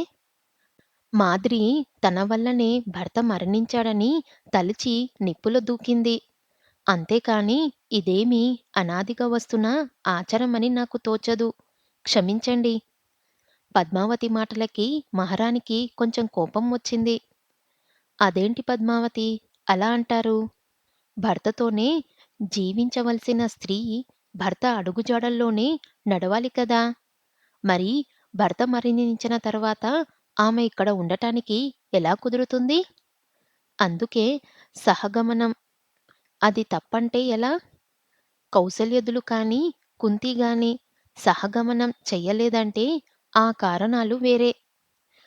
సహగమనం అంటే అది కాదు మహారాణి. భర్తతోనే చరించడం. భర్తతోడిదే లోకం. అతను ఈ భూమిపైన ఇంకా లేడు అని తెలిసిన మరుక్షణం ఆమె ప్రాణాలు కూడా అతనితో పాటే వెళ్ళిపోతాయి. ఆమె అతని కూడనే ప్రయాణిస్తుంది. అది అసలైన సహగమనం. అంతేకాని ఇలా బలవన్మరణాలు కాదు. పద్మావతి చెప్పిన దానికి మహారాణి విస్తుపోయింది. అలా ఎలా ప్రాణాలు పోతాయి? ఎంతగా భర్తని ప్రాణాధికంగా ప్రేమించినా ఆమె ప్రాణాలు పోతాయా? అది జరగదు. అందుకే మన ప్రాచీనులు ఇలా ఏర్పాటు చేశారు. ఏమో, ఆమె ప్రాణం అతనితోనే నిండిపోయి ఉంటే? ఆ ప్రాణం అతని సొంతమవుతుంది. అప్పుడు ప్రాణాలు ఆమె దేహంలోనే ఉన్నప్పటికీ ఆమె స్వాధీనంలో ఉండవు. అప్పుడు అతని మరణవార్త విన్న వెంటనే అతన్ని వెతుక్కుంటూ అవి అతన్ని చేరుకుంటాయని నాకనిపిస్తుంది. అయితే అలాంటి వాళ్ళు ఉన్నారంటారా? ఉంటారు. ఉన్నారనే నేననుకుంటున్నాను. మహారాణి అప్పటికి ఏమీ మాట్లాడలేదు. ఆమెకెందుకో పద్మావతి అహంకార పూరితంగా అనిపించింది. ఆమె మీద చాలా కోపం కూడా వచ్చింది. ఇన్ని రోజులు నచ్చిన పద్మావతి ఈ రోజు నచ్చలేదు. ఆమె చాలా అహంభావిగా కనిపించింది. అయినప్పటికీ మహారాణి ఏమీ అనలేదు. కాసేపు మౌనంగా ఉండి, చూద్దాం, మీరు చెప్పినట్లు కూడా ఉండొచ్చు. అప్పటికి వారి సంభాషణ అలా ముగిసింది. కాని ఈ సంఘటన రాణి మనసులో నాటుకుపోయింది. ఆమె ఆ విషయంలో చాలా ఆలోచించింది. కాని ఒక నిర్ణయానికి రాలేకపోయింది. అప్పటినుంచి ఆమె పద్మావతితో ఇదివరకటిలాగా మనస్ఫూర్తిగా మాట్లాడలేకపోతుంది. కాని పద్మావతి మాత్రం ఎప్పటిలాగానే తనతో మసులుకుంటుంది. కాలం ముందుకి సాగిపోతూనే ఉంది. ఆ తర్వాత చాలా కాలానికి మహారాజు జయదేవుల వారితో కలిసి వేటకి బయలుదేరాడు. అప్పుడు పద్మావతికి మహారాణి మందిరంలోనే బస ఏర్పాటు అయ్యింది. అప్పుడు మహారాణికి భర్త చనిపోయాడని తెలిసిన తరువాత ఏ భార్యకైనా సహజంగా మరణం సిద్ధించినప్పుడు మాత్రమే సహగమనం అవుతుంది. కానీ బలవంతంగా మరణించినందువలన అవ్వదు. పద్మావతి వాదన గుర్తుకొచ్చింది. అయినా అసలు మర్చిపోతే కదా! ఆనాటి ఆ వాదన మహారాణి అహం మీద అంతలా దెబ్బతీసింది. ఇంతకాలం మహారాణి అవకాశం కోసం ఎదురుచూస్తూ ఉంది. ఇన్నాళ్ళకి జయదేవుడు దూరంగా వెళ్ళాడు. ఇదే సరైన అదును. ఏం చెయ్యాలి? మహారాణి చాలా తీవ్రంగా ఆలోచించింది.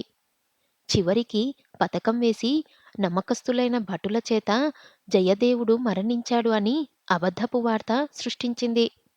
అయితే రాణి అనుకున్నది వేరు. జయదేవుడు మరణించాడని తెలిసి పద్మావతి తన భర్త కోసం దుఃఖిస్తుంది. అప్పుడు అసలు నిజం చెప్పి ప్రాణాలు పోవడం అంత సులభం కాదు. నీ వాదన తప్పు అని నిరూపించాలని ఆమె పథకం వేసింది.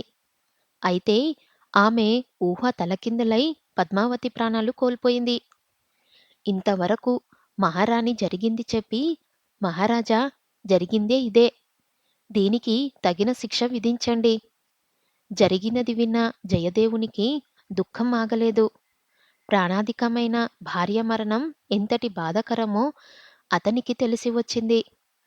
అతను దుఃఖిస్తూనే, మహారాజా ఆమెని శిక్షించకండి. నేను నిజంగా దురదృష్టవంతుణ్ణి. ప్రేమ అంటే తెలియని వాడిని. మీకు తెలియదు. పద్మావతి నాకు ప్రేమ విలువ తెలిపింది. లేకపోతే నేను ఆ భగవంతుణ్ణి ప్రేమించేవాడినే కాదు. ఆ మాధుర్యం నేను అనుభవించడానికి కారణం ఆమె సహచర్యమే. ఆమె ఎంత గొప్పది కాకపోతే స్వయంగా ఆ రాధ మనోహరుడే వచ్చి ఆమెని అడిగి మరీ ఆహారం స్వీకరించి ఉంటాడు. ఆమె చేసుకున్నది పుణ్యం కాదు రాజా. పద్మావతి విషయంలో పుణ్యమన్న మాట చాలా చిన్నది. మోహన్నతురాలు. నేను గీతగోవిందం రాశానని మీరందరూ నన్ను అభినందించారు. కానీ అసలు అది రాయడానికి ప్రేరణ నా పద్మావతియే. ఆ అభినందనలన్నీ కూడా ఆమెకే దక్కాలి. కానీ వాటిని వేటిని కూడా ఆమె స్వీకరించలేదు. అన్నీ నేనే అనుకుంది. అంతా నాకే సమర్పించింది. నా తోడిదే లోకమనుకుంది. చివరికి నన్ను ఒంటరిని చేసి శాశ్వతంగా శిక్షని విధించి ఆ కృష్ణుని దగ్గరికే వెళ్ళిపోయింది. ఇలా అంటున్నప్పుడు జయదేవునికి ప్రియచారుషులే పాట గుర్తుకొచ్చింది. ఆ పాటలోనే కదా కృష్ణుడు వచ్చి పాదపురాణ చేశాడు. జయదేవుడు పద్మావతి శరీరం దగ్గర కూర్చున్నాడు. పద్మావతి చేతిలో కృష్ణుని విగ్రహం ఉంది. అది జయదేవుడు పద్మావతి ప్రతిరోజు పూజించుకునే విగ్రహమే. ఆ విగ్రహమంటే ఆమెకి ప్రాణం.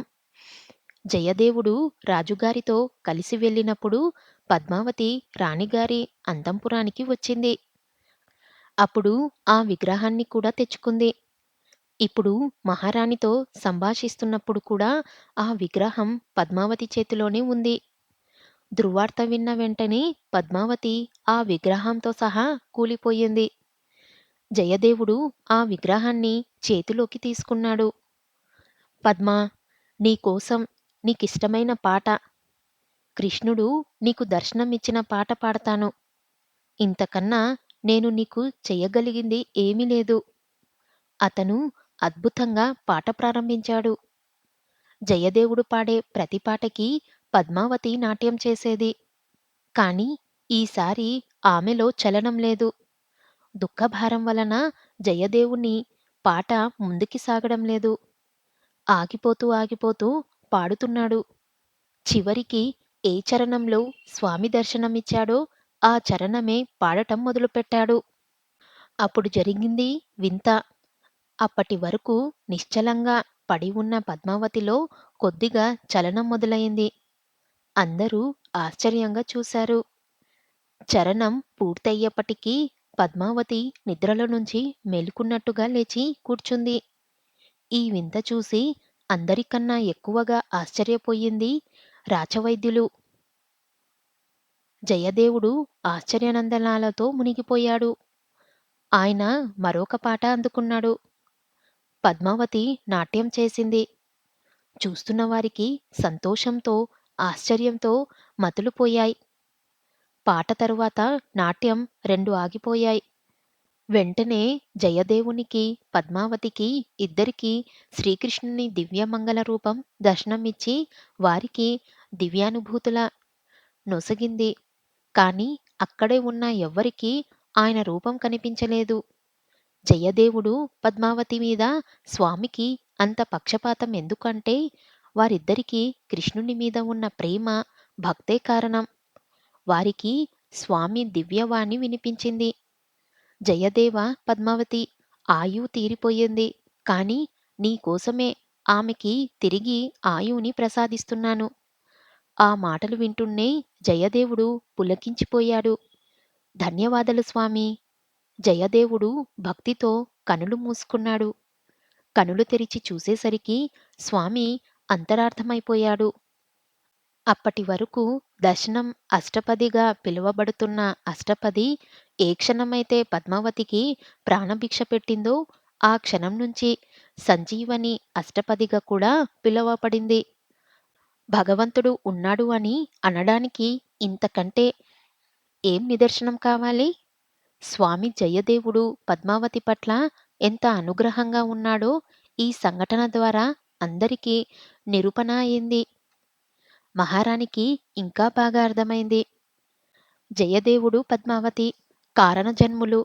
ఒకరి కోసం ఒకరు ఇద్దరూ ఆ రాధ మనోహరుడైన కృష్ణుని కోసం. ఆమె అప్రయత్నంగా వారిద్దరికీ నమస్కరించింది భక్తిగా.